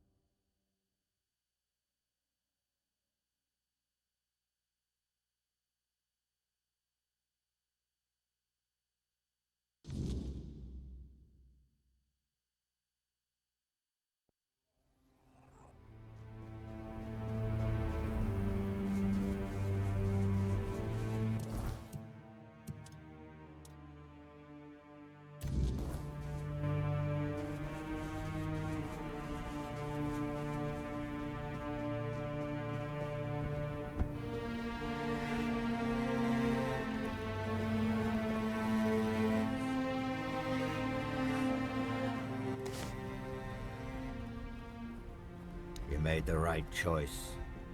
Thanks to you, we can now rebuild the tribe on our own terms. Yes, I will. Even though only a few of us remain, the Svain tribe will honor. Perhaps what awaits us now is death at Camelot's hand. If the Council of Elders decides to go to war. We no longer have a god to aid us in battle, or in our struggles with the world. But you know what? So be it. Better to die in battle than to keep hiding in the woods like animals. It's time for the Svain to reclaim their rightful place among the Del Rida. Hard to say, but we'll decide together. I propose moving to the capital since it's nearly empty. We can hunt anywhere, and this place, it'll always remind us of the massacre the Stagfather and his fanatics brought upon us. I believe it's time we stepped out of the shadows and tried to unite with the other tribes.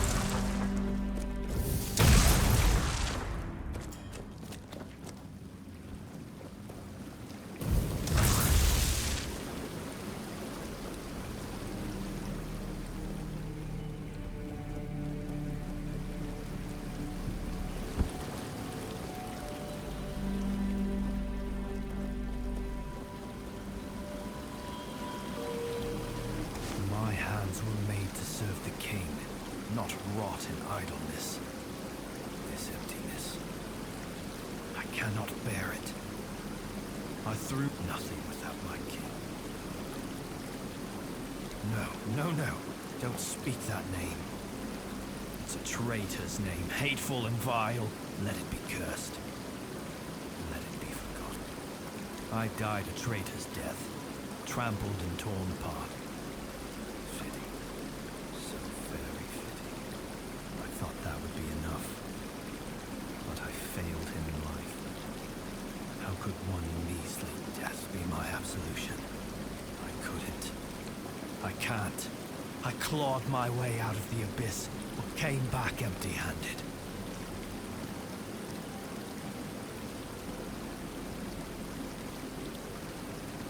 Arthur? No. No, please. He cannot see me like this.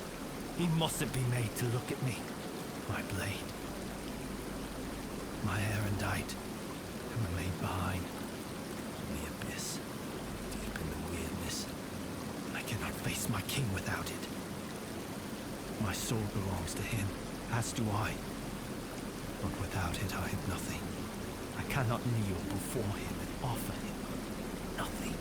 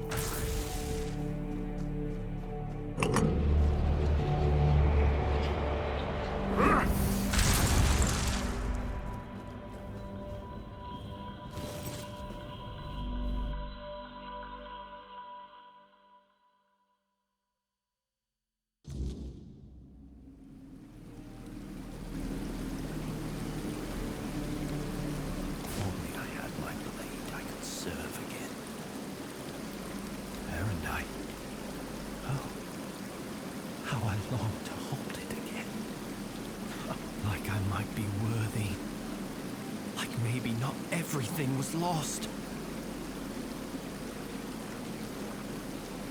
No. I know. I feel that he's with you.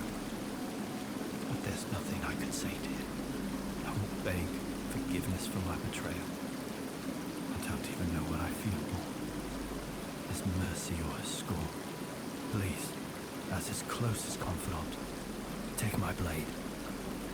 And I beg you, let me serve you and Arthur on your journey. Let me prove my devotion, my remorse, not with words, but with deeds. Let me earn his trust again. This is all I ask.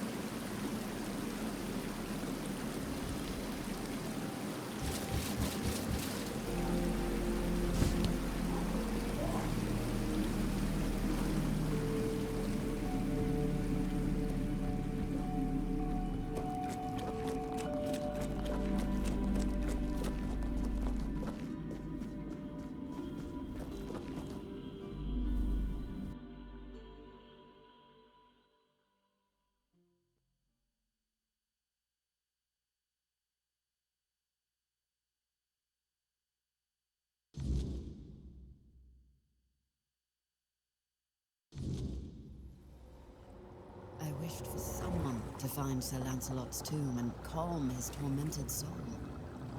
His suffering had left cracks in the very fabric of Avalon. He didn't deserve such a fate. And there are others, similarly restless, who need their king to soothe their grief.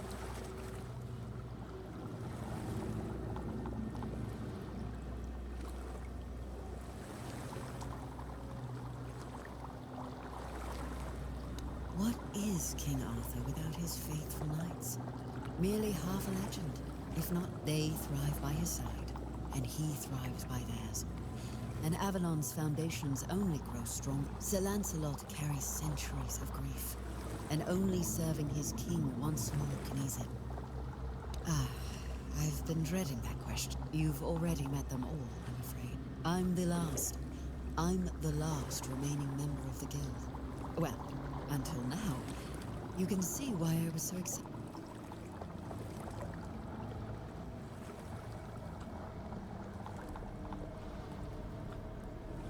I was brought into the guild by Eleanor Dunn, a royal geographer who found the one dear. She lived among us for many years, but when her beloved became one with the wordness, Eleanor was allowed to prepare her body for the last rite. My people accepted their bond, but never her.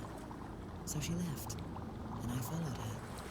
I met a few more members as I traveled with her, but over time, they grew fewer. But as long as one of us is still alive, so is the guild. And a long life is a gift the wordness grants to many, but to me, it's been even more generous. Maybe I'll live only as long as I'm needed.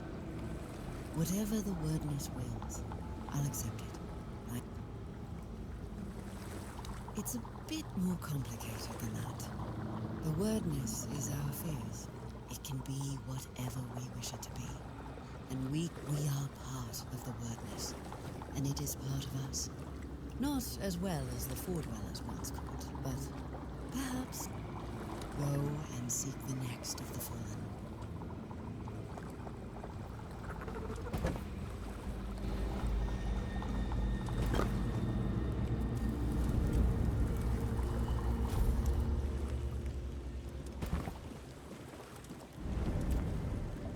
Oh, Lancelot. It was painful to watch what became of him.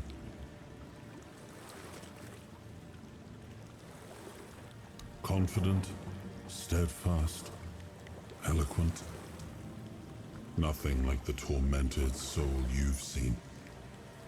He was admired by the people and by his fellow knights. He had quite the following, though he never seemed to care for it. Only later did I realize he was also much sought after. Left a trail of broken hearts wherever he went. I always believed Lancelot to be honest to a fault.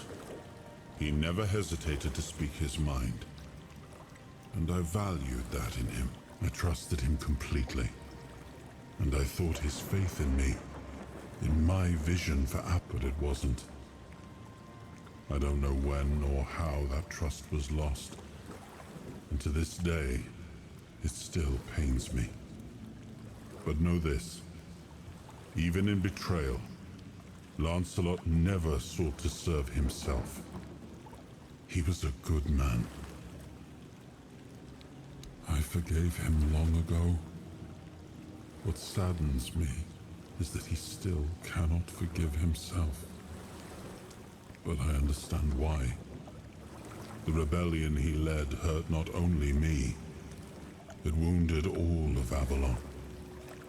To be the cause of so much suffering, perhaps fighting by our side will finally bring him peace.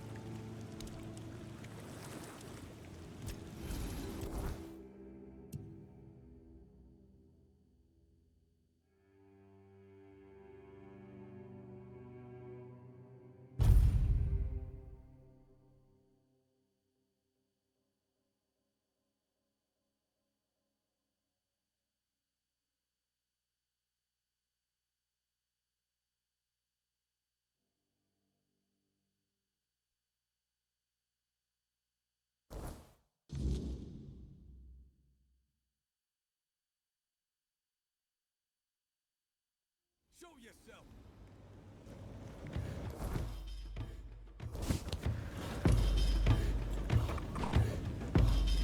Show me what you're...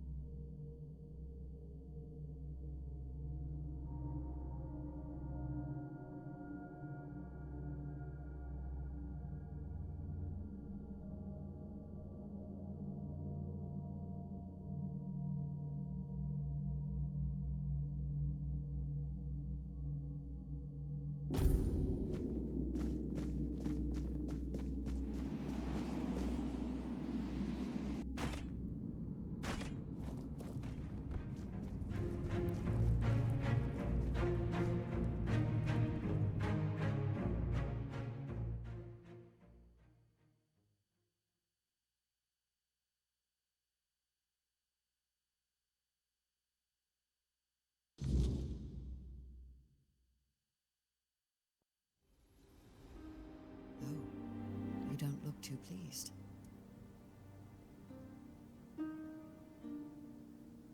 No, I may be old. He knew the First Knights personally. I think he missed them more than he cared, but not the king.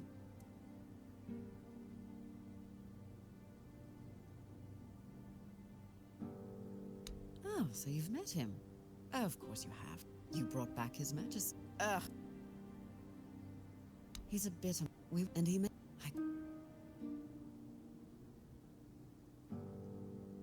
Well, you've seen it for yourself. He wasn't your... He was always... But if... He...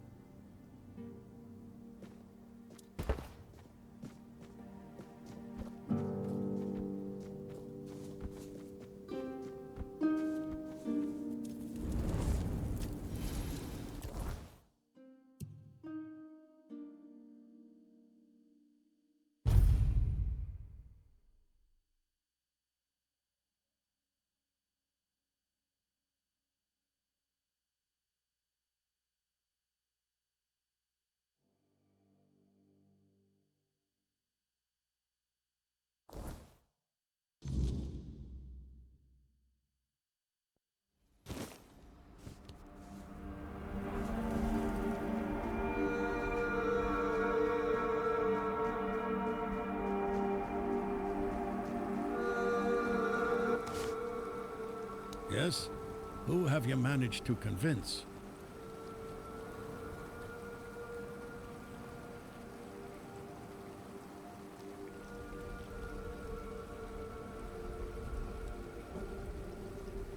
This pleases me greatly.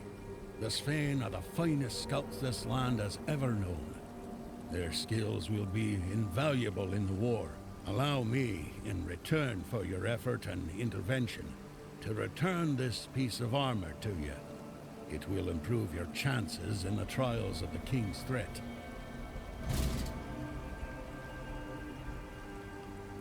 How did you manage to convince the Twyde tribe? They've always kept to themselves, no matter the hardships we faced. You've done the impossible, and I want to give you an artifact the Twyde tribe once guarded. Here, a part to the King's armor they were tasked with guarding. It will aid you as you face the challenges of the King's threat. Could it be that the Volker have uncovered the truth about Mother? Unbelievable.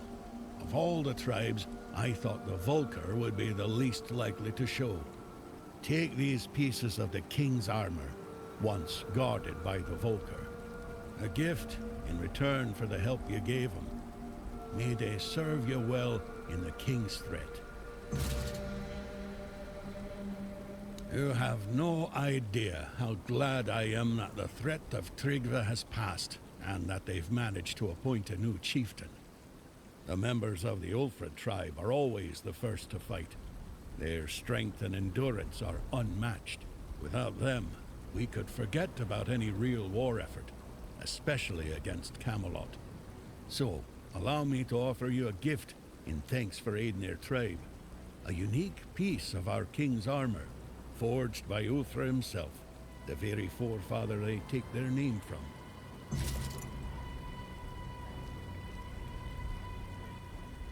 Go now, my king, and reclaim your crown.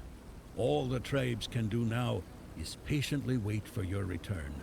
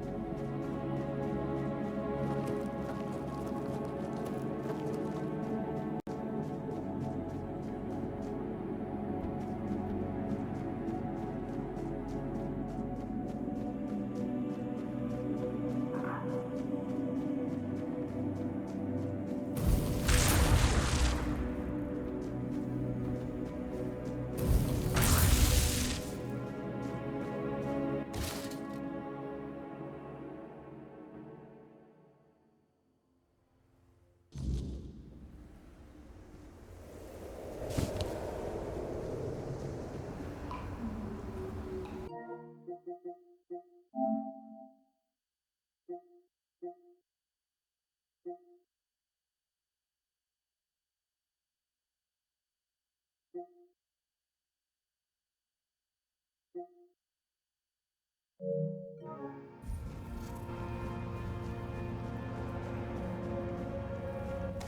am his burden, the man beneath the myth. I am the face that time forgot, the name that was never enough.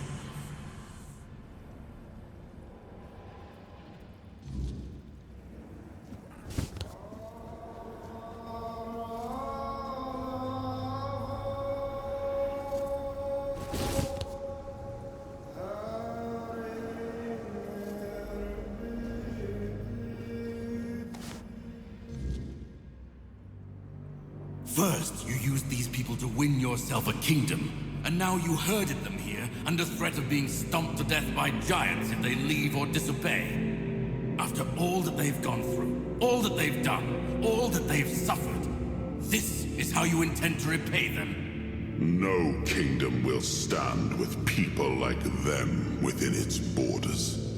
They would have to change their ways. The Del Rita are not ready for this. You know this. You did worse than all of them combined, and you are the one responsible for all they've done so far. They fought for your name and under your banners. Does this mean you're not fit to be a king? Not ready to have a kingdom? I left the heritage of Pendragon behind me. I severed the ties between myself and my tribe. I lost all that tied me to the past when I became king. I set a new path for myself. They are not ready to do that. Bullshit. You forced them to go against their sacred traditions. You destroyed their identities. They betrayed their comrades because you ordered them to. They kidnapped the children of the giants because you told them to do it. Everything they did was so that you could win this war. And now what? You're going to punish them for being your best, fiercest soldiers, most loyal of your men? This is not... Oh, stop with your excuses already. You broke them, and now you're abandoning them to starve or freeze to death in these damned lands. This kingdom needs to be built on peace, Caradoc. Letting them live among merchants, lords, and ladies in Camelot or Timberwall. How would that go? Exactly as anyone would expect it to go. So we would end up with a civil war. Right after we've won the war that almost annihilated us all. Oh, damn you. I've had enough. I stood by you through everything. Even what you did to me. To Seawall. I let it all slide. I told myself it was for something. For a noble cause.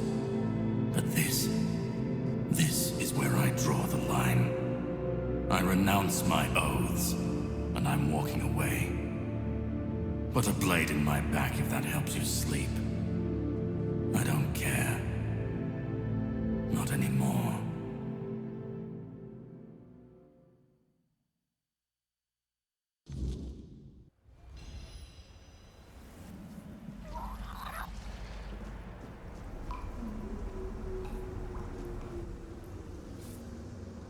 Now I remember it all. I left the best of my people here. I betrayed their loyalty. And for what? Everything is in ruin.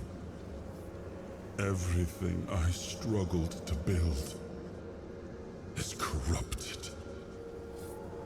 This land, it had a glorious past, but it has no future. There is no way to save it.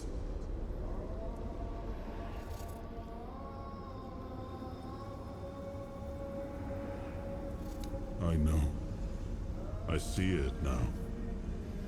And it was my decision that cost them the ability to grow and change. I may have been right about the diagnosis, Now I see I could have been wrong about the cure. The tribes helped us win the war. They were but I left them broken.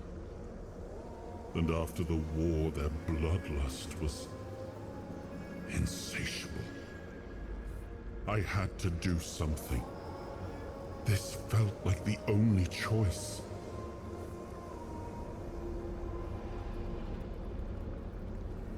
The giants sided with our enemy. We had to find a way to remove them from the equation. So, under cover of night, the tribes stole their children. I told the giants their offspring were our hostages, and that we would slaughter them if they refused to bend the knee.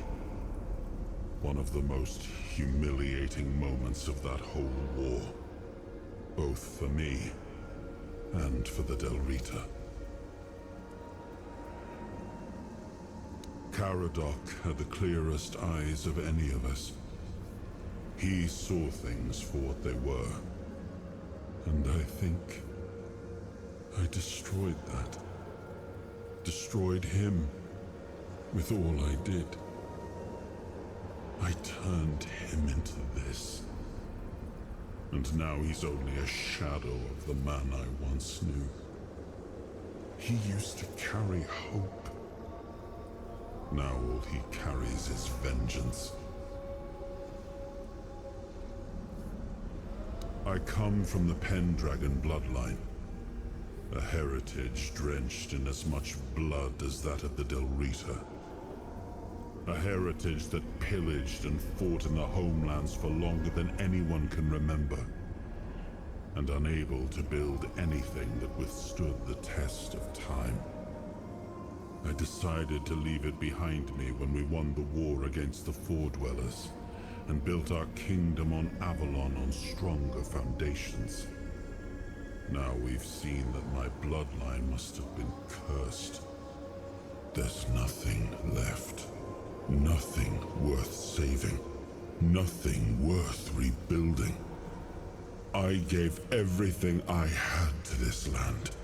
My blood, my soul, my name. And the land devoured it all. I betrayed the ones who believed in me. I cut down the men who fought for me. I turned away from my own blood to build something better. And all I built was another ruin. I thought I was forging a future. I was just extending the fall. Do what you want. There's nothing about this land that I recognize anymore. All I've ever done got turned into dust, corrupted against my intentions, destroyed. Why bother?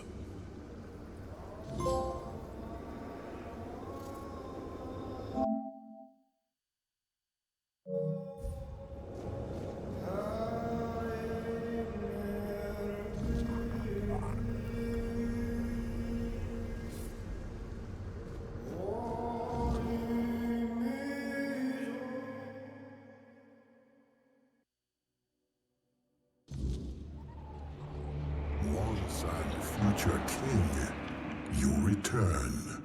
Speak your will through the mortal you now inhabit. Is it time for us to awaken?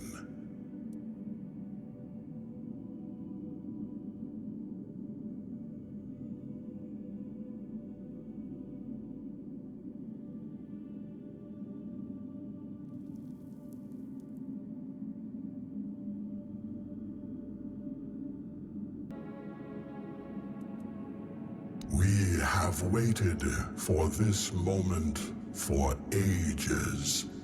We shall return to the home of our ancestors. We are grateful for this decision. Your will shall be done.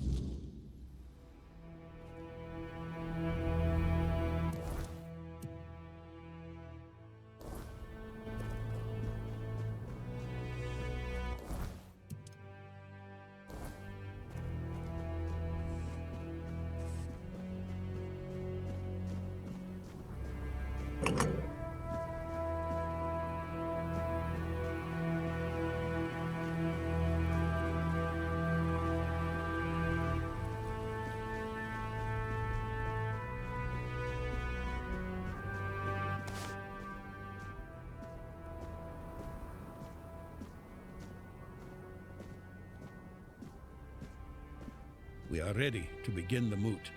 We were only waiting for your return, once and future king. You were strong enough to walk the king's... What is your will, my king? What decision have you made regarding the giants?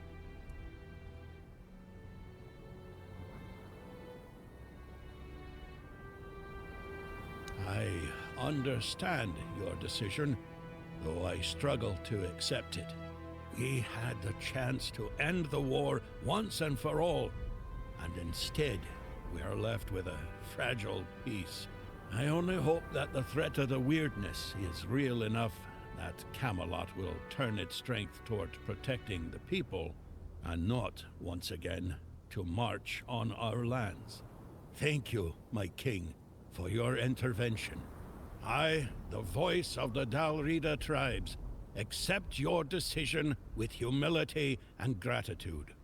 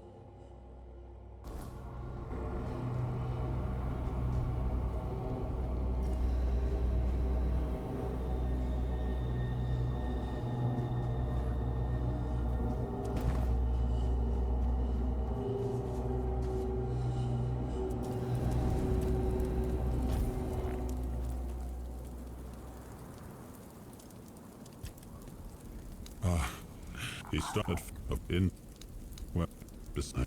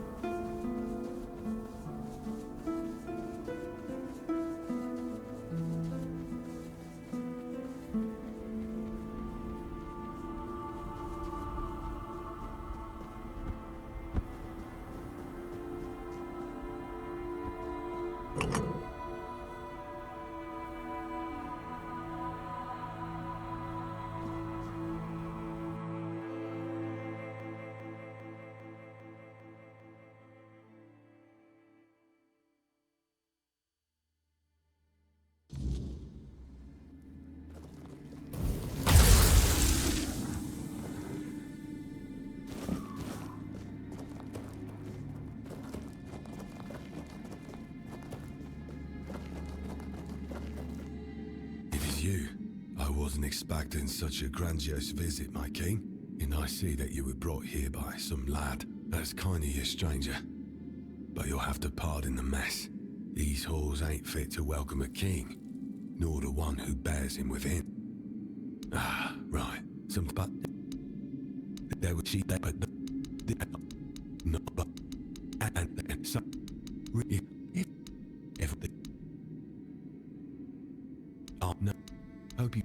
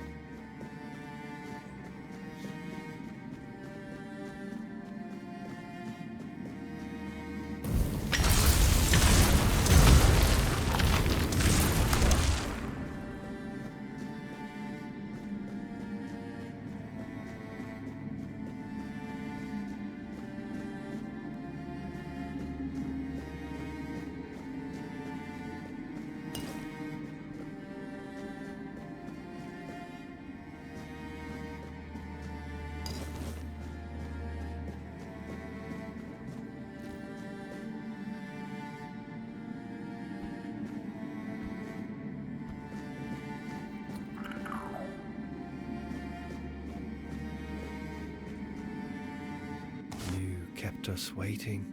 Your tomb's gathered quite a lot of cobwebs and spiders. Best tidy up a little before you settle in for eternity.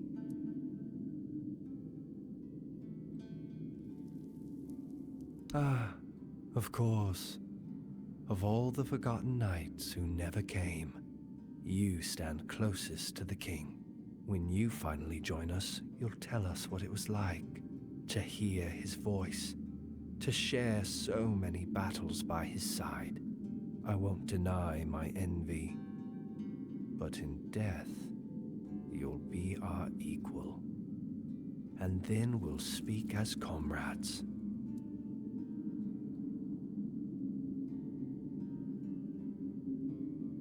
I've no need to assume.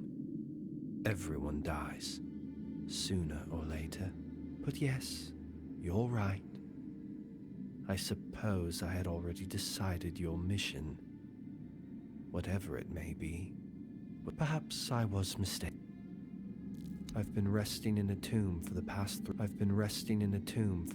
three, unless of course you're pointing out that I'm not, in which case I came to this tomb of my own accord. I knew our time was drawing. I had a few words with my own gravestone on my... Sometime I killed 5 knights. Each 4 I cut down during a tournament. The last I drowned in a river. Quite the burden. Fine, I see. But I propose something fairer. If I lose, but if you, then you're, sir.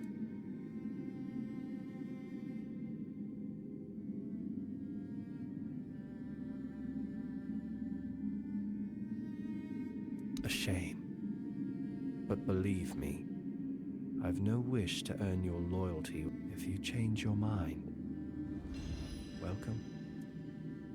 I'm happy that you've changed. Let's...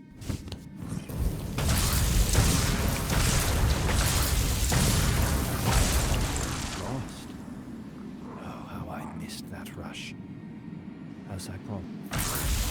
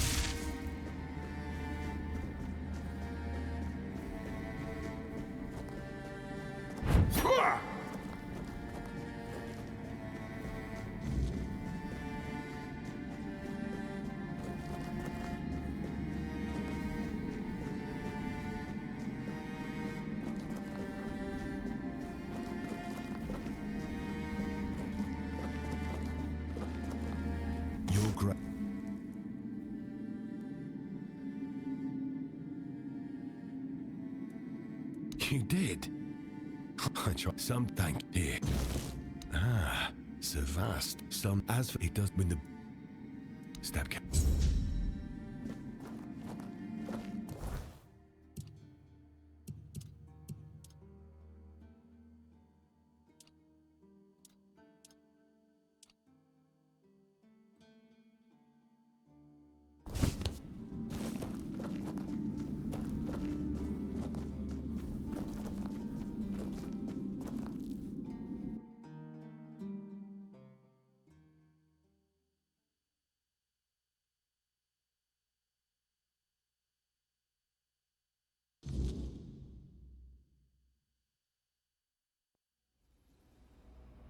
Just what you go and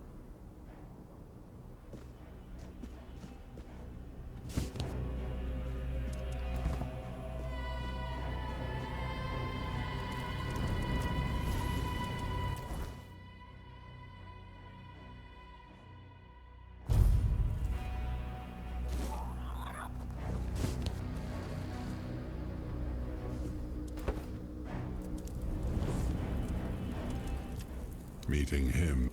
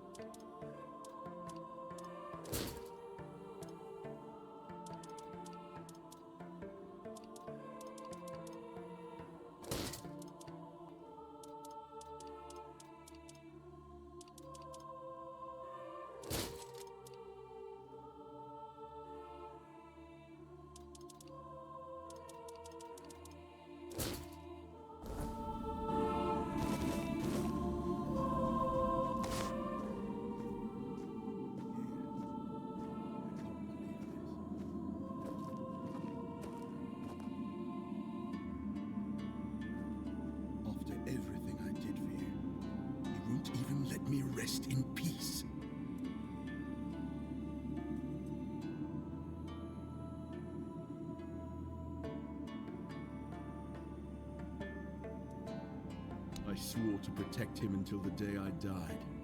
And I did. I don't feel obligated to serve him anymore.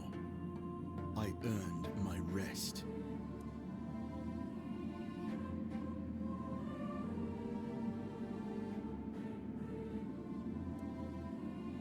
It's not my fault the weirdness woke me. And I know exactly who to blame. The one who kept coming back. Let me speak. Galahad, my friend. We come to you in our hour of need. It wasn't enough to tamper with immortality on your own. You had to drag us into it too. Do you know, it was only after I died that I understood what you'd done. Becoming a Four-Dweller, Arthur. Really? I've always valued your counsel, Galahad. But we were losing the war, and you were no longer at my side. I had no choice but to try becoming as powerful as they were. Nonsense. There's always a choice, and you have made the worst one. How could you fraternize with the enemy? Go against everything we fought for? You're right. I wasn't there. If I had been, I'd have beaten you to death with my bare fists before letting you follow the advice of that old charlatan. It was my choice, not Merlin's. Keep telling yourself that. I know the truth. I always knew the old man was a manipulator. And you had too much on your shoulders to see what he was really doing. I respect your opinion, Galahad. I only regret that we meet under these circumstances. As do I. So, what now? You're taking my remains for a little trip. And I'm supposed to serve you again? Not that you're giving me a choice. If you take me from this place, my essence will be bound to your will. I never really had a choice, did I? The war, your transformation. It would have happened with or without me. Probably. Yes. But now, at least we can see it through to the end. Do what you want. It's not like I have a choice. This will be the last time you hear me fully aware. Then, is there anything you want to say to me, Galahad? Just one thing. May the weirdness take you, traitor.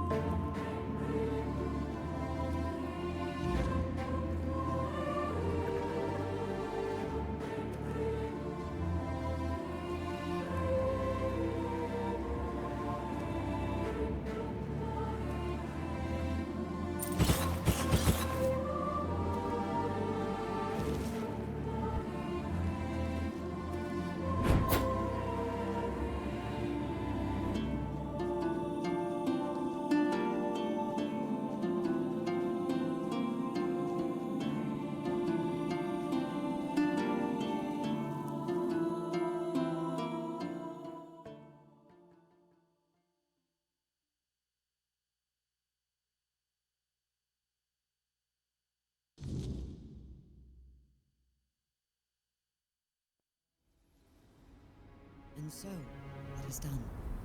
Now everything rests in your hands.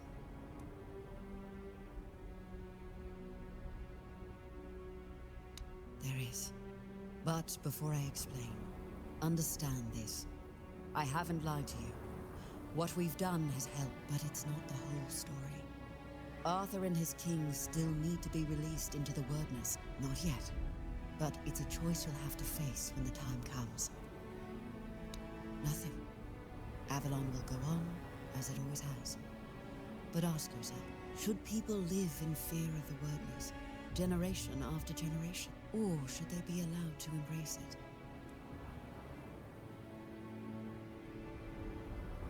No. My people may be close to the Wordness, but what I want, it's the word.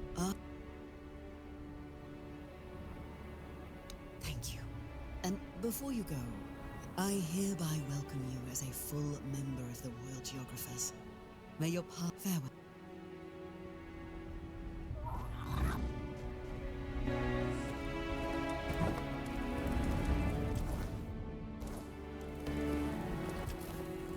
Galahad. I should have known he wouldn't be too happy, but I...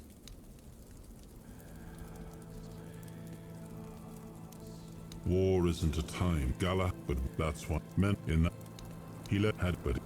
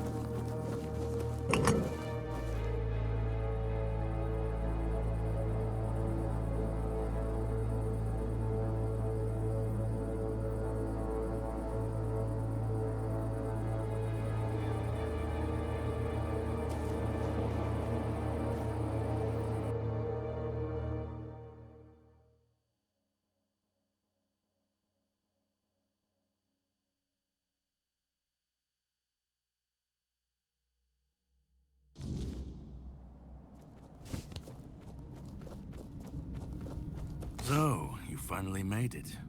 Took you long enough. I hope you're ready, because this is it. Ready to finish your journey, of course. You've come far. Philosophically, not you specifically, but someone like you. Literally.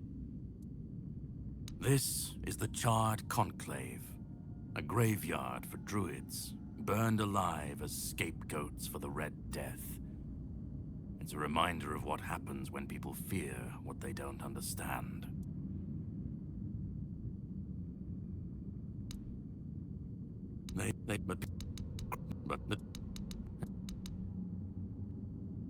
Well, and so to greet, and here well, first you're going.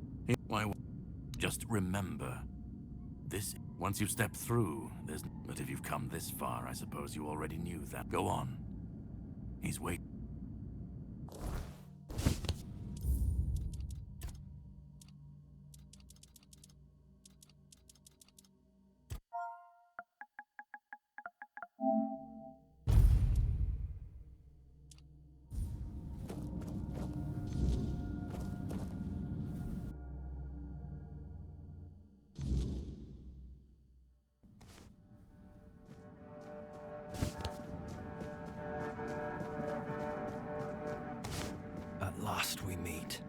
I've heard much about you. Your choices, your determination. Caradoc isn't easily impressed, but he was impressed with you. Few dared to seek the truth buried in Avalon shadows. Few, and now, here you... Oh, forgive my lack of manners. I am Aura. I've carried the... What lingers here, its purest... Oh, precisely the opposite of what Caradoc wants. I want you... Ridiculous, I know. But yes, that's what it ultimately, though. Yes, by the expert so they feared losing. You can't let that. That.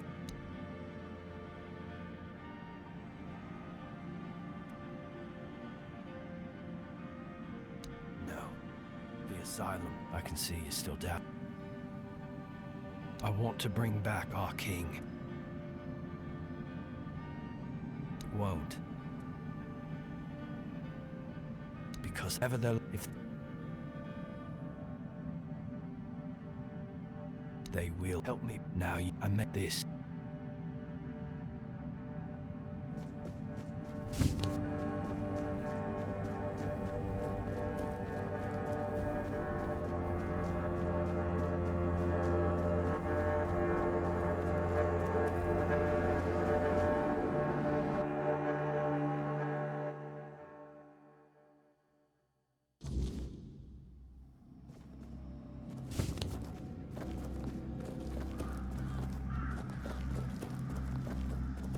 I was there when it all began, when Arthur first set foot on Avalon.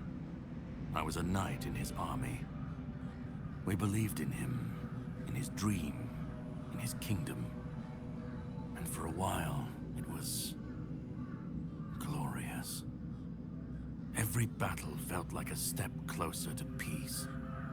Every sacrifice justified by the dream we shared. But then came the cost. The war crimes, the impossible decisions, the massacres, slaughters, and irrational cruelty.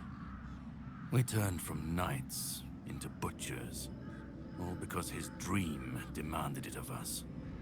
At first I told myself it was necessary, that it was the price of building something great. But the longer it went on, the harder it was to believe. That's when I realized Arthur wasn't a god, a savior, or a king. He was just another man, no different from the rest of us. And no man should have the power to demand such sacrifices.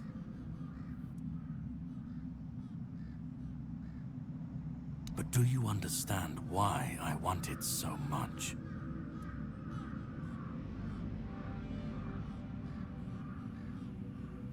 I'd like to believe that after 600 years I've moved past pettiness. You need to understand that people thought, and still think, that he was more than... But he wasn't. He made mistakes, just like... I've seen what happens when people cling to kings and myths. They wait, they follow, they waste their lives on promises that never meant anything. But that's not my problem. I'm not here to fix Avalon, or to free anyone. What comes after doesn't matter.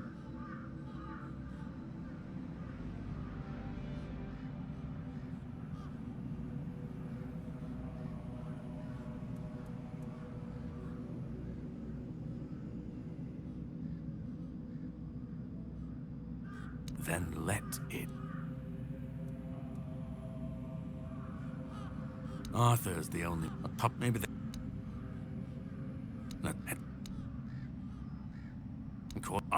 I've...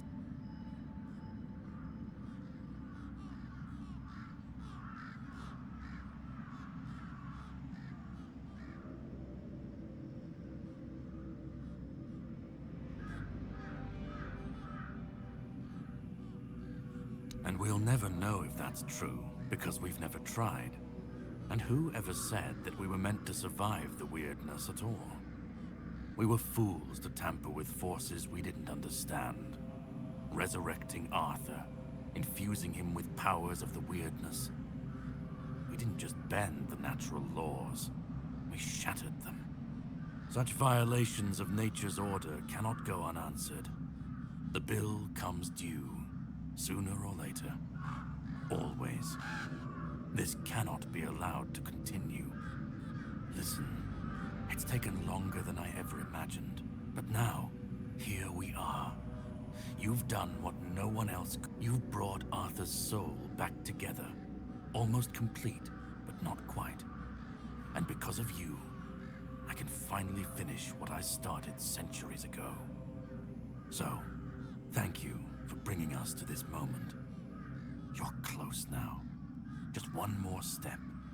The last fragment of Arthur's soul is waiting for you. Complete what you came here for. And then, we'll meet again. As allies, or as enemies. That's up to you. Go. Find the last piece, and let's end this. Whatever comes next, I'll be ready. I hope you will be too.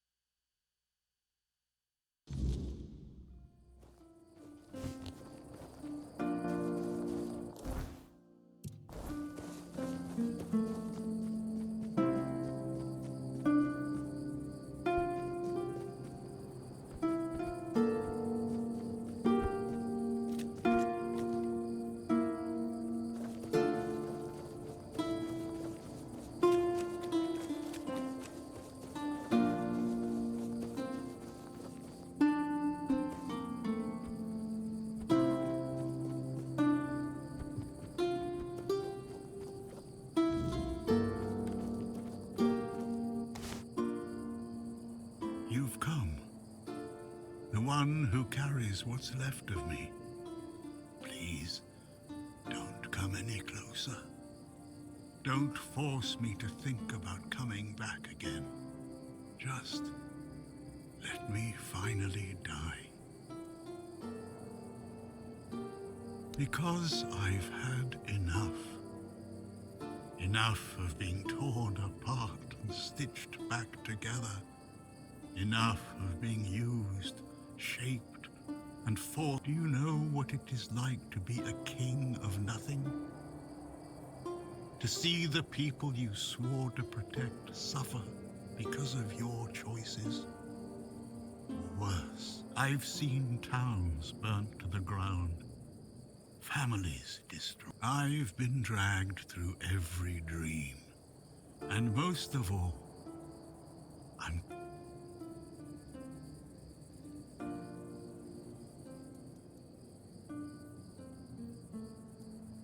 I want release. Kill me. Destroy the last piece of me and use the energy however you wish. Take it yourself, just don't let me. Orin wants a king, not me. He doesn't see the broken man behind them, but symbols aren't people. Do you know? People or take that.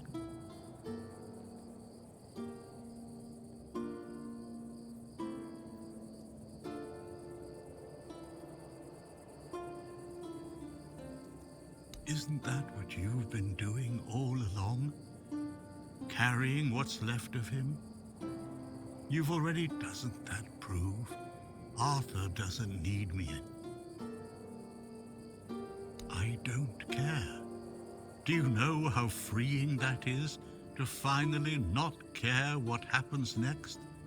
Whether Orin gets his... To not feel the burden of all my fate. To not see the suffering.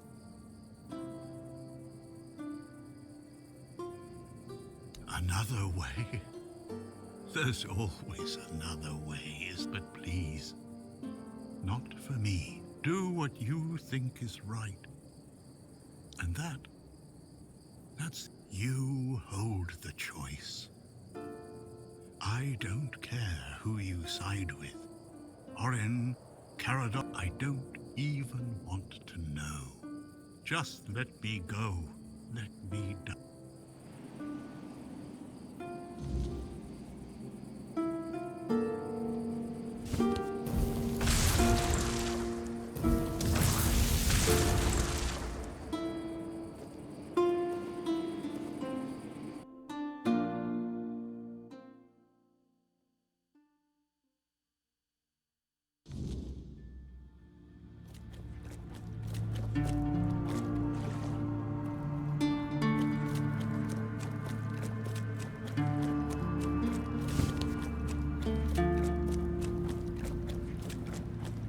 Help me now. I made this.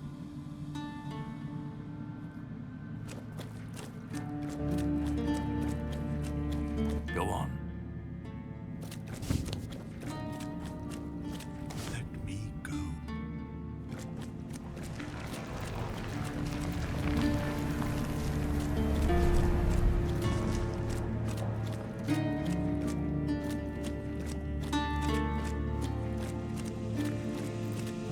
You carried a dying king across the bones of a dying world. Now you stand before what started it all. An idea. I am the reason there must be an ending. I do not guide. I do not judge. I exist so that something can be chosen. I do not offer meaning. I require that one be made. You have brought all things to their conclusion. Now, decide what must remain. Choose, and let the shape of the world follow.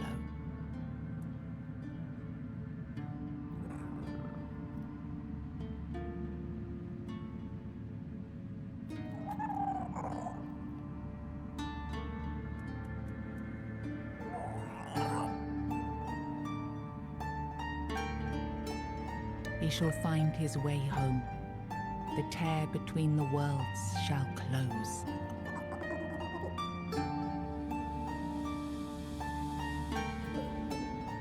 You will vanish into the story you chose to restore. You will break the frame, and what follows will not remember you. You will be seen. You will be followed. You will be blamed. You will shape the world to become its witness.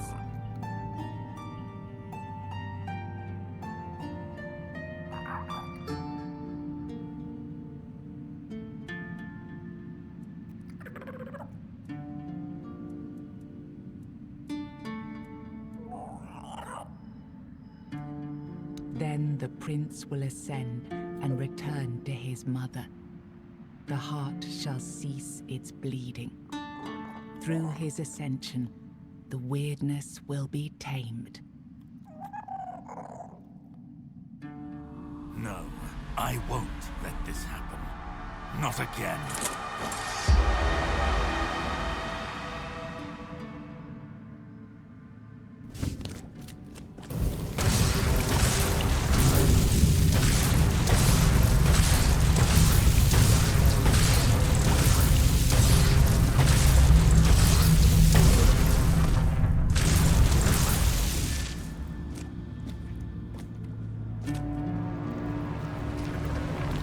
You uncovered the truth buried in the weirdness and used it to return Arthur to where he truly belonged, ending the cycle and securing Avalon's future. The Four-Dweller Mother's heart, no longer bleeding, sealed the wound in the world, and with it, ended the Red Death that had stolen so many lives. And so, the legend of King Arthur began to fade. In its place grew a stronger Avalon, where the weirdness was no longer feared, but understood. In your absence, the South unraveled, left to fend for themselves.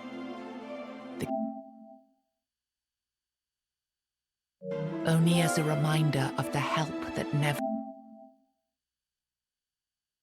The men here remained and the Kuanacht endured, not just as a place, but as a legacy of quiet defiance and hope. Lord Yvain was remembered as a hero who gathered the wise and set out in search of the Grail, while Kuanacht stood as a peaceful haven amid the weirdness. You awakened the giants, only to command their end, leaving no power behind for either side to claim. Without their strength, the balance held, but the divide between Camelot and the Dal Rita remained, wide, bitter, and far from settled. Nianta left Kuanacht with Yvain, and her fate remained unknown. Yet among the people she once served, tales of her devotion and courage endured, and her name was remembered with respect. Magat left Kuanacht alongside Yvain, surprising many who had long considered him harmless and weak. His fate remained unknown, but in time, the people spoke proudly of the last druid, claiming him as one of their own. Urfre left Kuanacht alongside Yvain, despite concerns about his age. His fate remained unknown, but the people admired him for finding purpose at the end of his life, and spoke of him with lasting respect.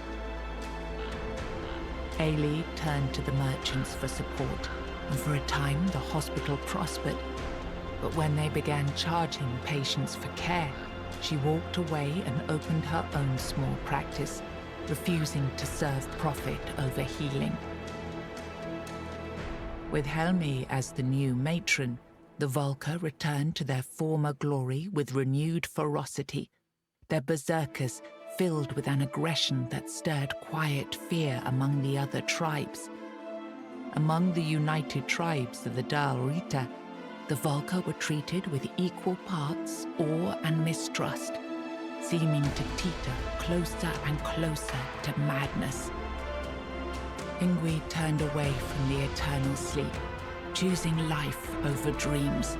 In time, she began to rebuild the Thoid among the living, planting the first seeds of a new future for her scattered people. Under Strana's leadership, the Ulfra found new strength. He rebuilt the tribe and reunited them with the rest of the Dal Rita, restoring their place among the tribes of the Forlorn Swords. With the Stagfather slain and the old bonds broken, Balaam led the Svine towards a new path. He opened the tribe to the other clans of the Dal Rita and guided them to settle in the Mather mines. You placed self at the head of the Children of Morrigan. Operating from the shadows, the Guild reshaped Avalon's politics through quiet influence and assassination, while the people lived unaware of the power that ruled them. You chose to dismantle the Children of Morrigan. There were no more crows to carry out her will, for now. Morrigan withdrew into silence, patient as ever, waiting for the day when new souls would rise to serve her again. You made a pact with the Four-Dwellers, freeing them only once they agreed to leave behind their knowledge. One was lost to madness, but another fulfilled the promise, placing a stone woven with the song at the feet of the Stone Wardens. Through it, the craft survived into a new age. Proud of her newfound ability to fly, Muriel returned to Tuathan to deliver her report. The Four-Dwellers, seeing that she had survived and been treated with care, took it as a rare sign of hope, that perhaps, at last, humanity might be ready for dialogue. O Queen Cinnamon Sage never forgot the bond he shared with you. Proud of the path you chose, he built a small shop near your grave, and in quiet moments, still spoke to you as he once did. a friend loyal beyond the bounds of life.